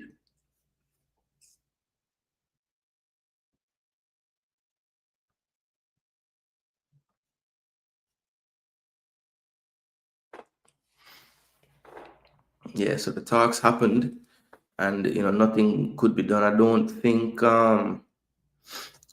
they could match whatever Wolves package that they wanted. So yeah, didn't quite work out for Dexter to get to Charlton. So that's another one that not injured, but hasn't really been playing the most games either. He was back with Wolves in the U21 playing a fixture on Monday, as well as a few other Jamaicans. Mikel Antonio played for West Ham's U21. Brandon Cover played for Leicester City. Casanova played and scored for Tottenham. Whisper came off the bench for Chelsea in their win over Manchester City U21. So yeah, a lot of the players playing their trade down there. But right backs, I think we're okay in terms of injury. You know, not so much form. Dexter Lembikisa is playing. Tavan Gray has been in and out of New York City's team, but I am of the mind that the coach is going to look in another direction for right back. I just don't get the sense that he's going to go back for Tavan in this upcoming window. But you know, stranger things have happened, so you never know. But Gray did start the last game he played, and has at least been playing games. So you know, I wouldn't overlook him because he's a player that's been playing amongst a bunch of players who haven't been playing much. He has started 13 out of the 17 games, so pretty consistently getting starts at this point. Was playing a little spell at right centre back this year, but has since move back to his more familiar role at right back for his club. So yeah, not one that has really put his marker down to be in the team for Jamaica, but at the same time, form versus familiarity. We have to figure out where on that spectrum we're gonna land, because if we go with familiarity too much, we could do that at the expense of having even fit players to play the games. If you haven't already, please hit the likes. Thank you very much, Eras. Okay, Africans understood my explanation. I've always said that the Reggae Boyz will lose players to 1, injuries, 2, lack of form, 3, personal issues, 4, yellow card accumulation, 5, straight red cards. Just saying. Big up Jordan, man. Wagwan. You'll never walk alone. Well, we have no chance. Why? What Rob said? Oh, we have no CBs, looking like Topi. Why isn't Korea that called? He's listed as a Jamaican citizen. MPW, I don't know the particulars, but all I know is that it's a very complicated one with his family and all kind of things. So I don't know the particulars, but apparently it's a sticky one. Very, very sticky. Let me keep a look poor on the trial, Jason Gooner. Okay, he looked poor. All right, damn. I didn't hear that news. News out of the club and the fan channels and stuff said he looked good, and they were hoping that they could make the move. And Charlton even went in to negotiate with Wolves for the move. So I don't know. Preview next week Saturday on my channel for Liverpool Arsenal, and I want you to come on for it. All right. Just say a word, Jordan. Just let me know what time. Just link me up on IG or on YouTube. Anyway, just link me and let me know what time so I can try sort out some time for that. Yeah, Gray been playing. Yeah, you're right. Can you do a scouting report on the Curacao, Trinidad, and Bermuda teams? Nitro, absolutely. That's the plan. I always do the tactical preview when the match week windows come around. So yeah, man, you will get that for the first game with Bermuda. I've already started to watch back some of their games. I have a few more to watch from them because I know Bermuda and Trinidad are the first couple. Obviously, I have a much wider knowledge of the Trinidad team just because we play them so many times and I'm always scouting them for those games. So I kind of know their players a bit more. But yeah, I'm doing the groundwork now for Bermuda so that by the time the games roll around, I can give you guys a nice tactical preview with names and who to watch out for and all those things, Yeah, he been playing. Yeah, man, big up Jordan as well, and make sure people subscribe over by Jordan's channel as well. Pinnock has a hamstring injury, my boy. Big up Jagans in the building. This week's prediction champion. Big up yourself. Want a repeat this week now. Please caution the fans to go easy if Leon Bailey pulls out of this upcoming window. He looked very happy on his arrival in Roma. I believe he'll be trying hard to repay the Roma fans. Eagle Republic, I will say no such thing. Because any player that pulls out right now and isn't unfit just doesn't understand the gravity of the situation. So I will not caution the fans about any of that. The fans can do whatever they wish if Leon decides to not come just because he wants to repay Roma fans. So what? Him now want to repay Jamaica fans. The mark not so high right now for the backline. Just need live body. Just need breathing humans.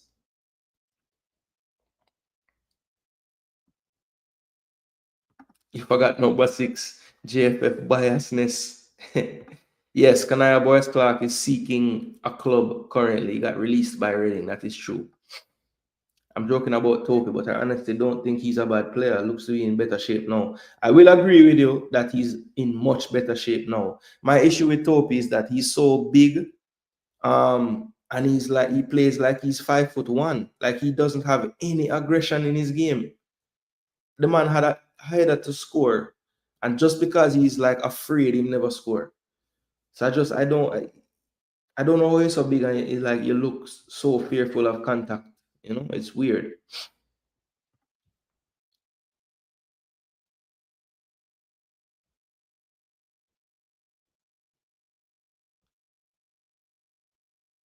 All right, respect. Yeah, man. You can send me a DM on IG, bro, and we can quite make sure some my dead and available. Cause Saturdays Saturdays and Sundays, if you notice, I don't ever really stream EPL matches and stuff, you know, I'm busy on them daily, whether it's Julie games, Gabby things, sometimes I work on weekends as well. So it just depends. But the weekends are usually tough for me, which is not ideal for a football content creator, but you don't know you have to work with where you can work with. Leon pull out of a World Cup qualifier, give him the belt and buckle. Yeah, I mean, look, I don't know how you can really talk down if that's what happens, you know? Like, as I said, unless the man pull up in a training or something like that, then it is what it is, you know? But I would be shocked. I would be shocked if the man pull out, bro. Shocked.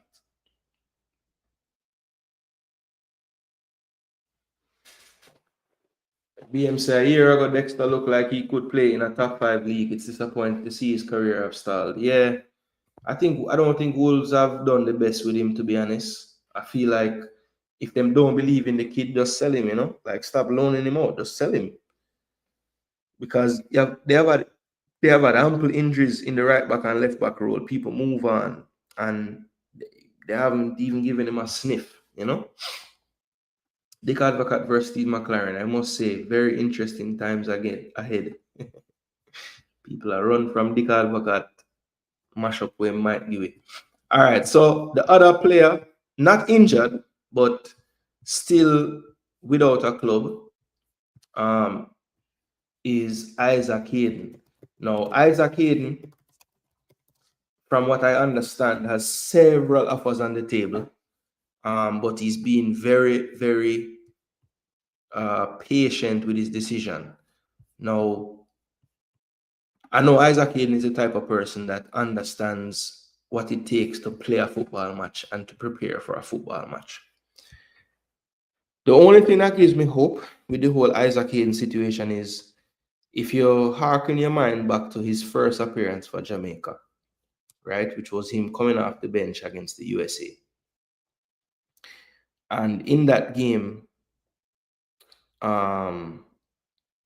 wait, was that his first appearance?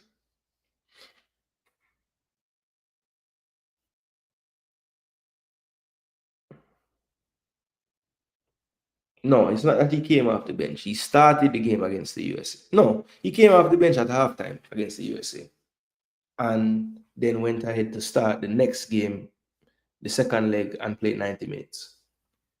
But at the time in November, his footballing match fitness would have been solely based on his U21 minutes with Newcastle. Not ideal. Yes, he was playing, and you know, PL2 is obviously a good level for a young developing player. But you can't really say that that's the greatest level preparing you for international football. But when you look back at his performances in those two games, I would venture to say that even though we had other players playing that were playing in better leagues with much more minutes under their belt, he was one of the top 2 or 3 performers in the entire team. So that's the one thing that gives me hope re Isaac Hayden. Also, similar to what Rob Smith was saying about CBs being injured and, you know, if you're a live body, you can get a look. I think that this number 6 area is very similar. We just don't have the depth in the pool, especially if players that we saw in the Gold Cup preliminary that were then, we found out still needed some kind of clearances to play. If those clearances haven't happened, then that pool is very, very, very shallow, right?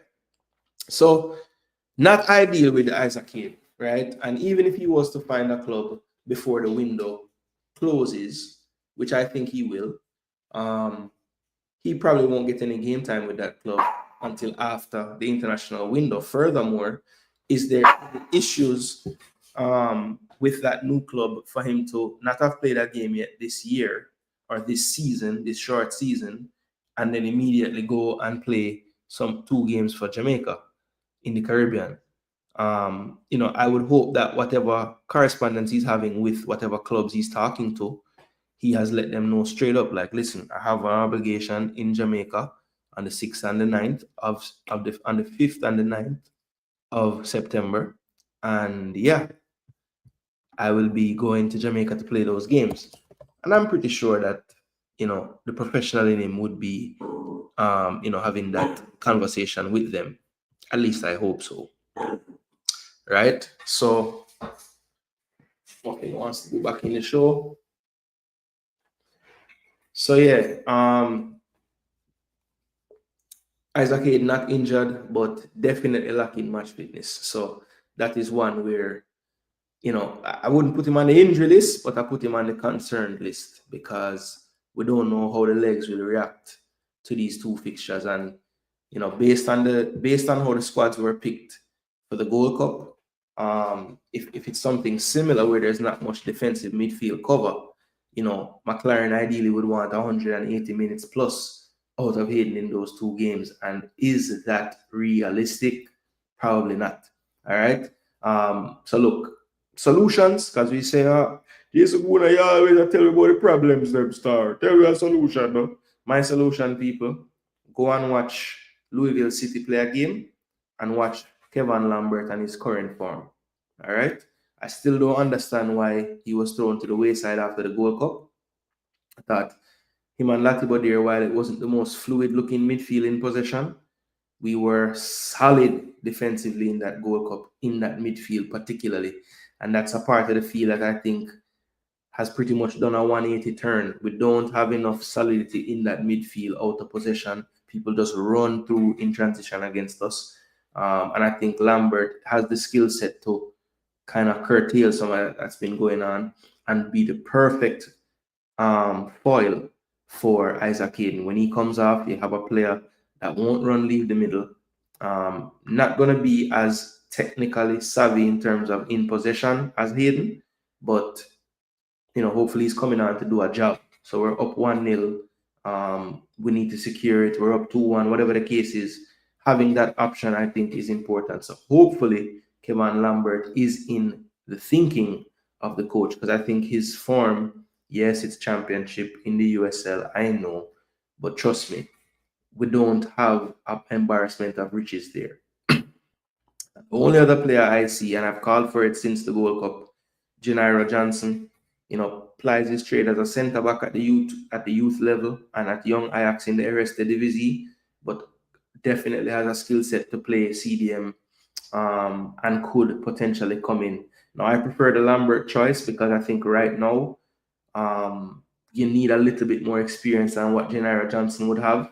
I think the ceiling and the sky is the limit for the kid, but it's just so much on the line right now that with the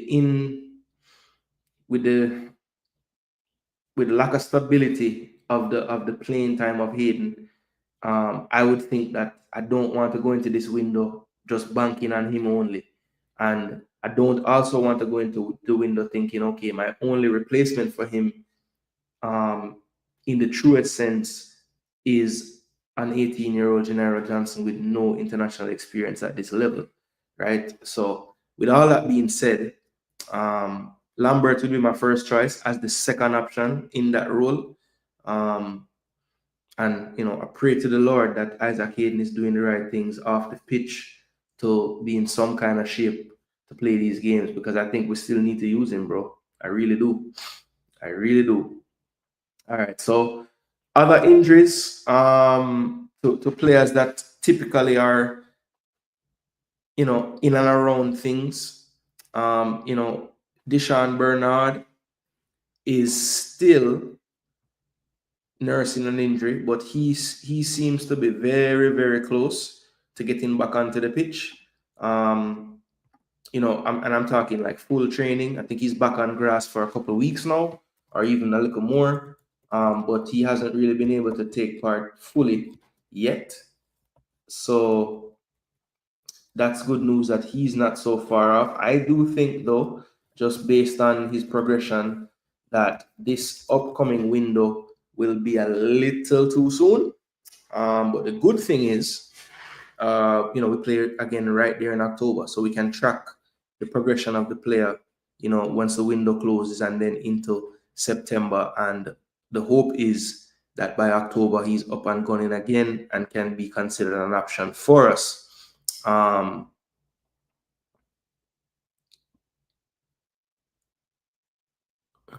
me see. Let me see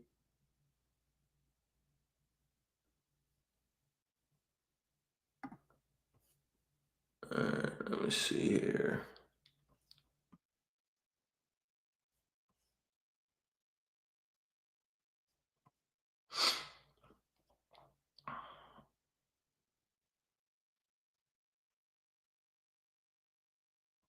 Yeah, so basically, this news was 6 days ago. A story in the Sheffield Star, and it kind of tempered some of the expectations that I was hearing from people when I read this one. This has been 6 days ago, so in injury speak, great progression can happen in a week. So it could have been that he's just had a remarkable week, but this was up to 6 days ago. The fans got excited because he did go out onto the pitch and clap the fans after a cup match, and they were just wondering, okay, he must be close, if he's back at the pitch and everything going on the pitch with the players. But basically, the coach said the Jamaica international remains in the rehabilitation stage. Actually, this is the writer of the article who said these words now. The Jamaica international remains in a rehab stage of a long comeback from a serious knee injury suffered in March and is not expected back in the coming weeks. Manager Henrik Peterson said work on his comeback was going well, but that he would not be back to playing for a long time yet. After goals from Sekera, Ugbo, and Johnson earned a 3-3 draw that allowed them to win on penalties. Blah, blah, blah, blah, blah. Bernard was seen celebrating on the pitch with his teammates in front of a raucous away support while taking extra care of his ailment. It served as a pleasant surprise, but left fans scratching their chins as to why he was there, because it was an away game. Speaking to the Star after the game, Pedersen explained the 24-year-old had insisted on making the trip in order to lend his support to the likes of Ernie Weaver and Joe Emery, two young debutants named to play their first senior matches. Bernard was among the senior players seen having extended conversations with some of the delighted Wednesday youngsters post-match. So he was there as a senior member to help the youngsters. That's nice. Deshaun asked to be here tonight because he wanted to be here for the young CBs. He saw that we had 3 young CBs and he said he had to come to support. It's very, very positive that senior players choose to take on responsibility and bring on the young guys. That is lovely that you see that, right? So he told them they were ready for the challenge and said that they are good to go. Let me just check something while I'm here.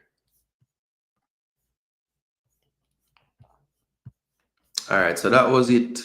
That was about 6 days ago. So still a little bit of a ways back to fully playing games again. So yeah, could be definitely October window more likely. But safe a bit, maybe all the way to November, to be honest. But let's see how the progression continues. So that's one other member that you can basically leave off that list.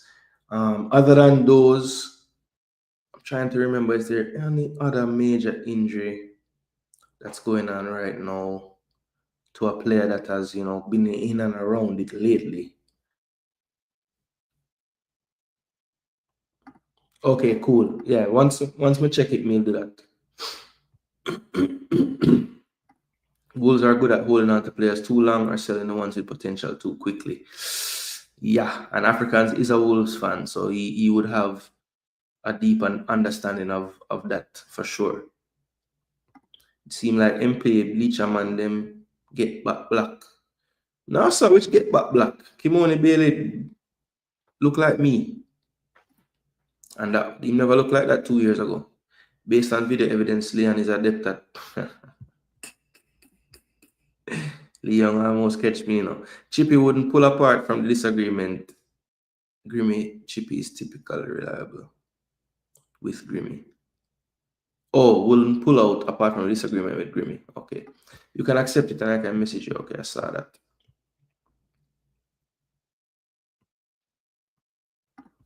What are we going to about Hayden? We don't have anyone else. Yeah, that's exactly what I said. Chippy wouldn't pull out. Okay, we read that already. We have Anglin, McCullough, but I prefer Lambert. Yeah, Anglin. He has improved, from when I used to beat him before, but Sean was star. I don't know if he's improved enough, personally. Yeah, man, dog camera ready, man. Dog want a trim still. Kind of fluffy, I know. Can this can get a call up based on performance? I'd like to see the reason for Norman Campbell being left out of the national team. Randers is on Y Sports. Jason, what about the young CDM that plays for Ajax? Okay, I just spoke about him. Lambert is better than Damian Lowe in the midfield and CB Fox. Where they pin up Bobby and Natty pick up the injury. Well, Joel's injury, when talked about by Lampard, was international duty. Pinnock's injury, it wasn't as set in stone. And Bobby Reed's injury, they did reference that as well. And thank you for saying Bobby Reed, because he's the other one that I wanted to talk about. Bobby Reed was basically injured at the Gold Cup as well, but still taken. All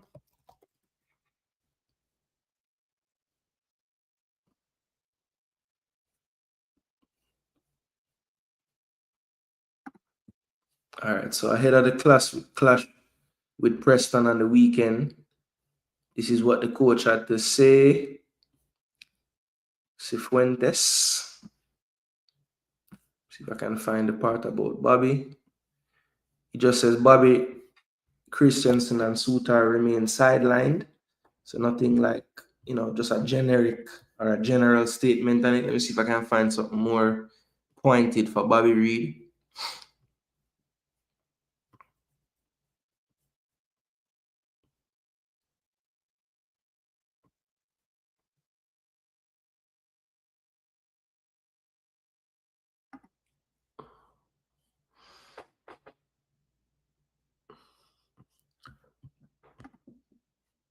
So this is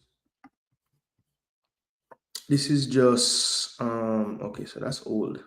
That's old as I don't know what.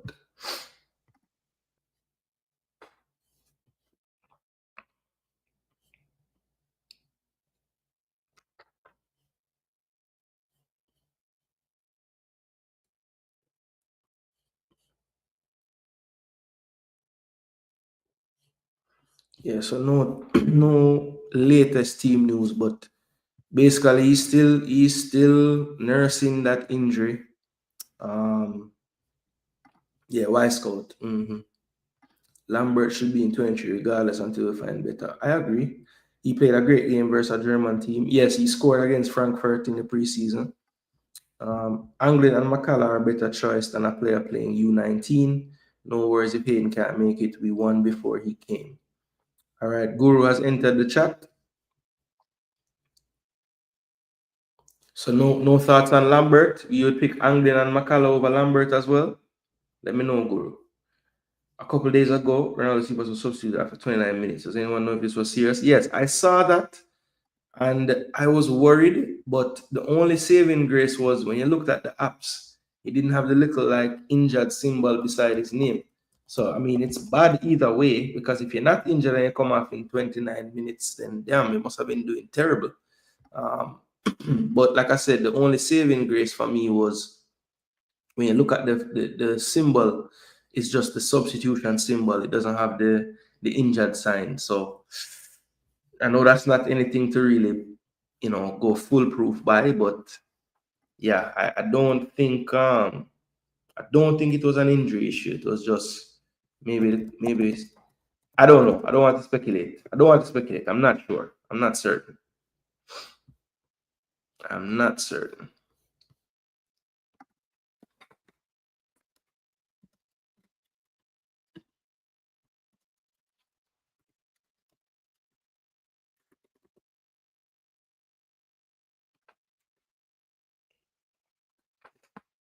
Yeah, so we're pretty much at the 2 hour mark now, people.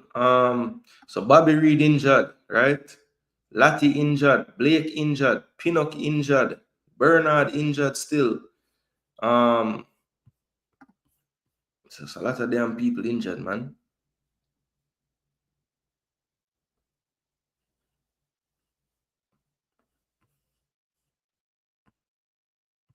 Is Dixon being loaned to a corner shop good for development?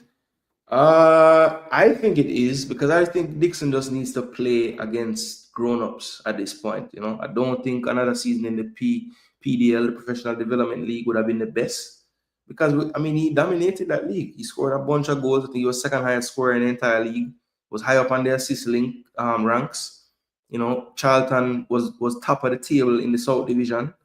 So you know, I just feel like I don't think he would have gotten any better playing in that league again. You know, League Two is a rough and tumble, you know, track and field, up and down, back and forth, kick over man. You know, pitch is not the best, but at least it's grown-ups, it's professionals. You know, Mendes Leng was playing against him yesterday. You know, it will be good for him, man. I think. Sule Makala, Kevin Lambert, Karai Anderson, Alvas Powell. Yes, Alvas Powell. Alex Reed. Who the hell is Alex Reed? Ian Frey, John Russell can all be considered for the 6th role in a pinch. All right, so let me Farmer. So McCullough, 0. No. Lambert, yes. Anderson, asterisk. Mainly because I don't think he's a 6. He needs to play further forward. Alvas Powell, why? I guess he could do a job there, but why? I don't know who Alex Reed is. Who's that supposed to be? Alex, or is Adrian Reed you want to say? No, if it's Adrian Reed. Ian Frey, is he ready now? Does he want to? I mean, he was asked about it and he said he wasn't ready. But if he's ready, yeah, Frey could play the 6 role. I wouldn't play John Russell in the 6. Nah. 8 or 10 for me. I've seen the light. I know it says that he can play 6, but I wouldn't play him in the 6, not for Jamaica. Jason Gooner, I'm still not worried about the injuries. We're going to beat Bermuda. However, we have to be stronger to face Trinidad. Well, we face Trinidad in this window, you know, boss. So, you know, those injured players not going to miss the Bermuda game and play against Trinidad. It's really good for his development playing against grown man. Yeah, I agree, Rob Smith. Trinidad always gets superpowers when they face Jamaica. Is that level better than JPL?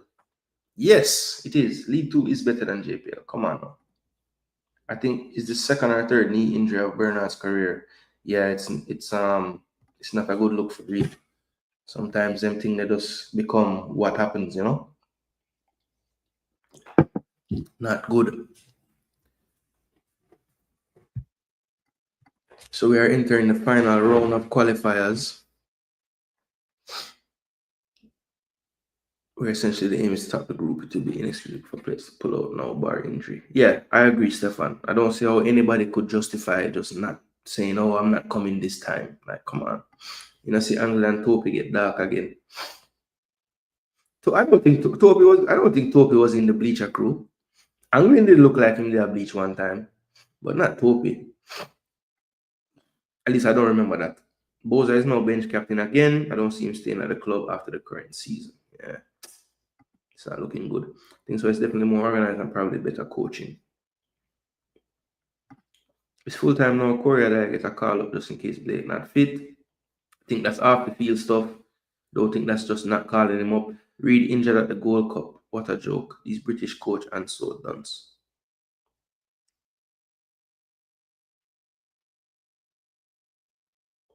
Well, he came to the Gold Cup nursing an injury. So, you know, maybe his cameo didn't do anything good for that injury. Or even not only cameo, just training on it. Russell is also back out of favor. I prefer who over him anyway. Not sure.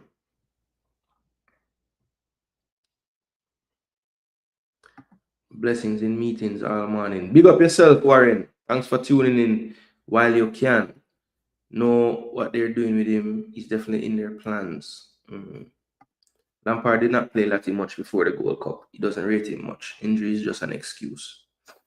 Well, no matter what, he's injured. So even if Latino play him, it's clear that McLaren likes him because he picks him every time. So, you know, are you saying that Lampard would rather just not have him benched and don't play and just not have him on the bench and then just lie and say he's injured? That don't make any sense, Guru. Is the window time now? I mean, they would have just got rid of him or loaned him or something. Dixon needs to get paid. I agree, he's definitely in their plans because they've kept him. True. I watched the Cibao versus Cavalier game last night and I saw some highlights of the Pleasant game, and I have to say that I was not convinced that any of those players deserve a call up. Adrian Reed, yeah, no to Adrian Reed for me, Farmer. John Russell never for a 6, yeah, no, I wouldn't put him at the 6 either. We're 14 away from the target, people. Get us there in this last few minutes while I run through the comment section.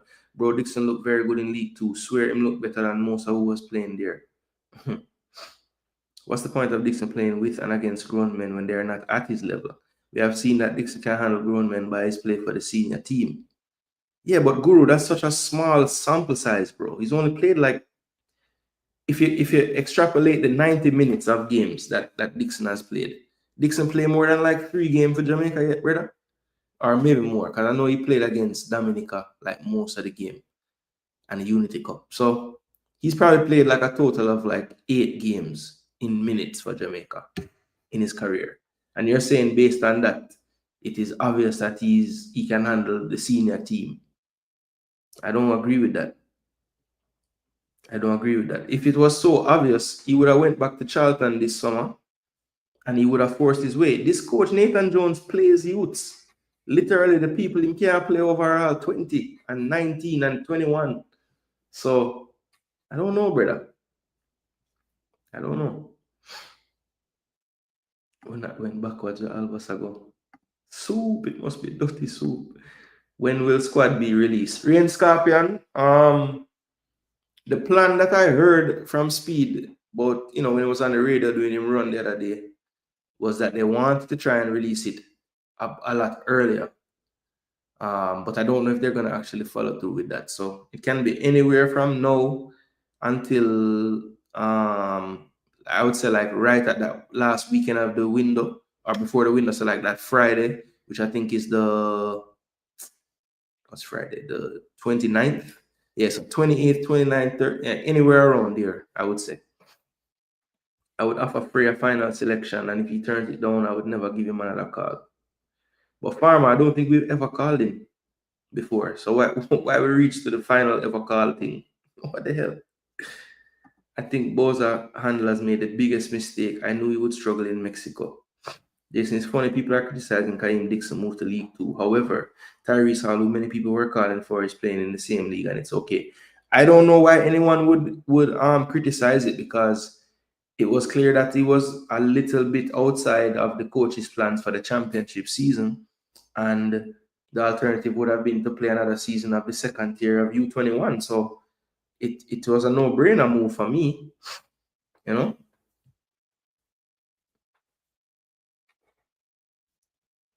Rain Scorpion said the local players cannot take us to World Cup. Well, I don't think they'll get the chance anyway, because I don't think it's gonna be like a heavy local contingent in it. There will be the few, because there always are, but I don't think it will be that many. Is it true that Korea Dai hasn't gotten his passport yet? To my knowledge, that is true. But my knowledge is not the end all be all. So, keep seeking the truth, my friend. 100 likes, let's go. Wagwan BBK, brother. I had to divert from Arsenal and talk about Jamaica, but it's no less stressful. So, Dixon is a talented player. Charlton have high ambitions right now, so they sent him on loan. He'll be back confident and better. Yeah, they sent him for the season, which is good, I think, because I would hate for him to go back in Jan just to then say, okay, we're still thinking not ready to play champ, just to find another team to loan him to. Let him stay at one place and try doing thing there. English coaches have always had a problem with players, especially from countries like Jamaica, playing for their countries. English coaches have always had a problem with players, especially from countries like Jamaica, playing for their countries. Okay, so them kind of don't like to sign or use players that do play in CONCACAF or any country for that matter. Bro, Dixon have to be in my Jamaica team. All right, Wells, big up.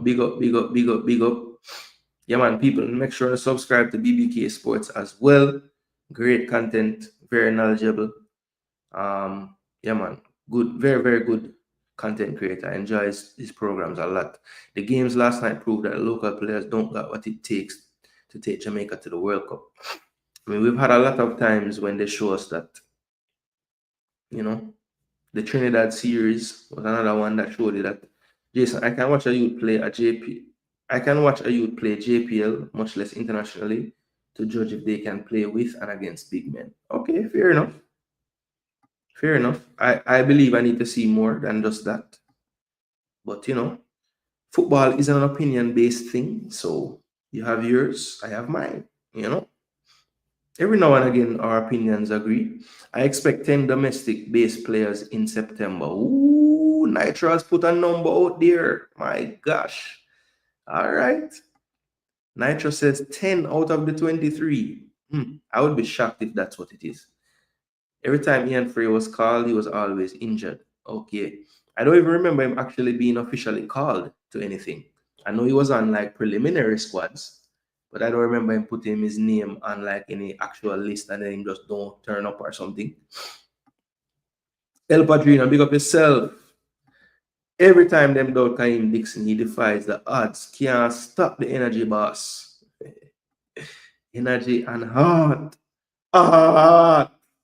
Half a Charlton team, a Jamaican. Yeah, man, them all have a Jamaica jersey now too. Kaim Dixon had on his JPL head in his game for Crawley. I'm curious to see the team. You and me, both Africans. He knows something.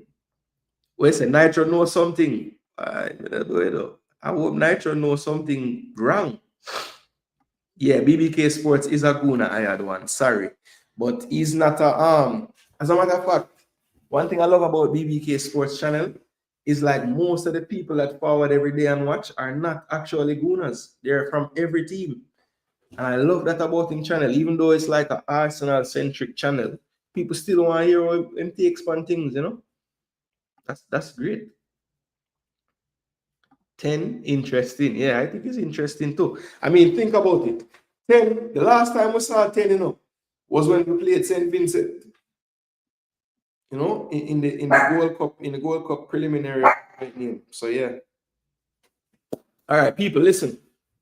We're at the 2 hours and 12-minute mark. I don't want this show to stretch into a marathon. So there are 57 of you in the building. We greatly appreciate you guys tuning in. We got to a lot of the information I wanted to get through. And we talked about Bailey's move to Roma. We talked about the injury woes for the Reggae Boyz rearing its ugly head. And we talked about the form versus familiarity. In brief, not really covered it all the way like I wanted to, but we still got the information and the gist just from having the organic conversations, right? The balance needs to be struck. How well are these players playing? How familiar are they with the coach and his setup? And what I want you guys to do in the comment section after the video, let me know in the comment section, people, what is more important when selecting this September window team? The form of the players or how familiar the coach is with the players selecting? What should take more emphasis or what should place more emphasis on? Please let me know in the comment section what you think about those thoughts. Let me just go ahead and close out the comment section before we run the building. Bro, you remember Michael Seaton? They're still hot, bro. Him transferred to the Italian League 2 as well. Yes, Footer Travels. I saw that he made a move. I think Bam was the one that I saw have that information. So, yeah, we'll have to start tracking him and see how he's doing. I know he was in the German some tier way down for some years, but yeah, he's moved to Italy. And I want to say he's in Serie B, if I'm not mistaken. Maybe I'm wrong there. It might be Serie C. But I will definitely do some checks on him and report for you guys, because there's a lot of players we do want to talk about that we haven't. I wanted to talk a bit about Dixon's game yesterday because I did watch it. So maybe we'll have a reasoning time episode 25 tomorrow during the day. How that sound, people? Let me know in the comment section if you guys want a reasoning time episode tomorrow, because we have more players to talk about. Plus, we can give the Reggae Girls their time once the draw has come out about their chances to get where they want to go to a third straight World Cup. Tycoon in the building, big up yourself, my boss. Says Speed said he doesn't know players. So how are you going to help Steve McLaren? We're moving backwards. John Wall is a hero. Boy.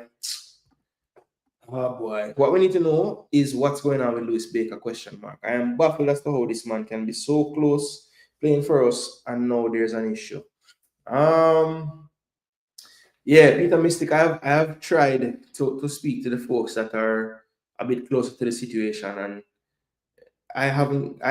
What I've heard, I don't feel strongly enough to talk about it on a YouTube channel, and put it out there forever in the atmosphere to be watched back later. So I just stay in my lane and the Baker stuff. I haven't really gotten any definitive information. Let's just call it that. That move Dixon makes is a very good move. I agree, Jamrock, with that opinion. In June 2023, Frey was named to Jamaica's 50-man provisional squad. Yes, that's what I said, Farmer. I have never seen him picked for an official squad. Look how much players we put in provisional squads that don't even have a passport. when you find out them never have a passport yet, Dixon is always in my team, always battling for him. Yeah, that is true, I had one. You have always been a Dixon fan. Bro, Dujan Sterling and Brendan Johnson. Dujan Sterling? Isn't he injured? That he was injured. Brandon Johnson or Daniel Johnson? 100 likes. Bang, bang, bang, bang, bang, bang, bang, bang. Boss a blank for yourselves, people. But then again, Jamaican only watch one league. I see people saying Bailey going backwards at Roma. Yeah, Jamaicans are kind of, well, I don't even say them EPL bias, because it's either them EPL bias or them have them Madrid and Barca. So them only watch La Liga type of thing. Dixon do not belong in the team. Stop force rap him in the team. A.M. Henry does not agree with Ayad1 and some others about Dixon. Jay Taylor licky made with those comments about Bailey. Jay Taylor was on one yesterday, bro. I watched Kaheem yesterday. He's above League 2 level. He dominated. The English commentator were so impressed. Can't play with big man narrative. It's foolishness. Yeah, I think he did play well yesterday, and that was my assessment as well, which I'm going to give tomorrow in full. Because I have decided, people, I'm going to forward and do another show tomorrow. There's just too many players that I haven't touched on that I did want to talk about. So tomorrow I will return, people, to talk about a number of players, and also just talk about as well the League 2, not League 2, talk about the women's qualifiers draw that's going to happen tonight. All right. For this window, a balanced team with inform and new faces. To me, no one is safe, but everyone should not be tried. Okay, that's a good approach, I think. I don't think we can lean one side or the other in terms of form and familiarity. I think it should be based on position as well, because like in the sixth area, we can't really judge it so much on form because we just don't have the bodies. So I have to kind of just work with what we can do. Jamar Clayton Mobe is the news of the day. Wow, so it is official. My gosh, that's incredible. So big up to Jamar Clark, big up to Mobile United. Jamar had some real serious problems with his injuries the last couple of years. So yeah, maybe he's looking at the trajectory of some of the players selected for Jamaica and saying to himself, I could go and seek employment in League 1, League 2, National League or whatever, but I might as well go play the JPL if I want to get back in the good graces of the Jamaican selection people. So yeah, it might be a masterclass move by Jamar Clark to do that. 6 p.m. yard time is better, but okay. The JPL players out of the game for too long, and the JPL organizers need to organize preseason games with teams from overseas to challenge the players. Yeah, because a lot of the preseason games are just amongst themselves, which is mad because they have to play each other 3 times now in the season. The quality of the players is paramount. No injured or newly recovered. If they are quality, they will adjust, says M. Henry. All right, people, keep the conversation going in the... Oh, it's Serie D. All right, cool. Thank you, BM. Can I say if him go from the German 6th tier to Serie B, that's a ratty jump. The players that are in the best form should be selected for the squad. So him say F familiarity. Form him a deal with. Oh, Brandon. Oh, you talk about Brennan Johnson. Okay. That brother from Tottenham, him. Yeah. Bless up J. Ross. You missed the show, my bro. John O'Star.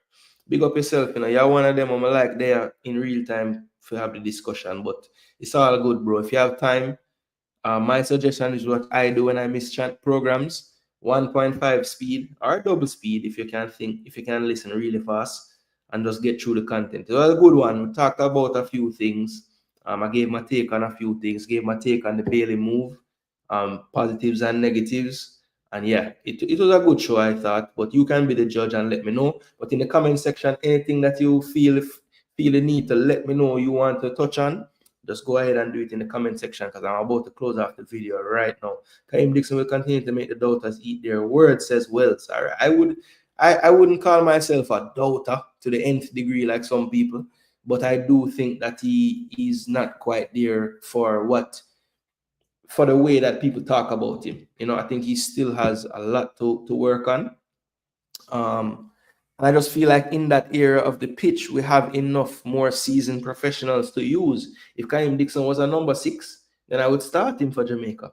But he's not. He plays wing or wing forward and can play striker. When you look at the strikers available to us and the wingers available to us, I see no argument that Kaim Dixon is ahead of them. It's just not logical. Is Ben Johnson still available for Jamaica? He's a very solid right back. Available, yes. Eligible, not certain. Not liking what I'm hearing with the injuries. Definitely less confident going into the qualifiers. Jamraki has to switch first. Me and you, it's the first time in a long while that the team looks to be on shaky ground. How much minutes did Dixon play? He played the entire game, Jamrock. Started at number 10, played there for about 90 minutes or so, and then at the end of the game, somehow ended it at right wing back for like the 6 minutes of injury time. Yeah, D'Lo reportedly is injured as well, but I don't really have the confirmation, so I didn't talk about him today. So why this madman coach carry Bobby Reid all the way from England if he's injured just to play 15 minutes? Yeah, that needed to be studied. Not sure how that happened, but people, not going to draw out the show. Want it to be a nice 2-hour show with some kind of format. So we're about 2 hours and 20 minutes in. So I want to say first and foremost, big up and maximum respects to you who have smashed the like button. We did achieve our 100 like target today, which is absolutely amazing. And people, tomorrow, I enjoyed this so much. We'll be back to do it again. There's some more topics and more players that I wanted to discuss in a little bit more detail. The players that are actually playing, not the injured ones now. And we'll return tomorrow to bring you that. Also, it will be a 2-show day because tomorrow is Thursday and we do have Premier League returning on Friday this week, as there is a Friday night game in England. So I do want to make sure that I turn up to bring you week 2 match week preview show, where we will discuss all the latest team news, predicted 11s, try to look at each team and how they can get the better of the others, and also the star of the show, so some would say, we do the predictions for the week, and then we have the big reveal of the predictions on the review show after the conclusion of the fixtures that week. So look forward to a couple of shows from Jason Gooner TV. It's going to look like Jason Gooner is back on YouTube with all these videos we're putting out. But definitely, we'll have a couple of videos to do tomorrow. Like I said, bit of a form check, in-depth player check with all the players. You know, we're getting very, very close to the selection of these players. So I just wanted to let you guys know who I've been seeing, who I've been tracking, and what I think about some of these players. And also, we'll have the news of the group stage for the Women's W Championship qualifiers, which will serve as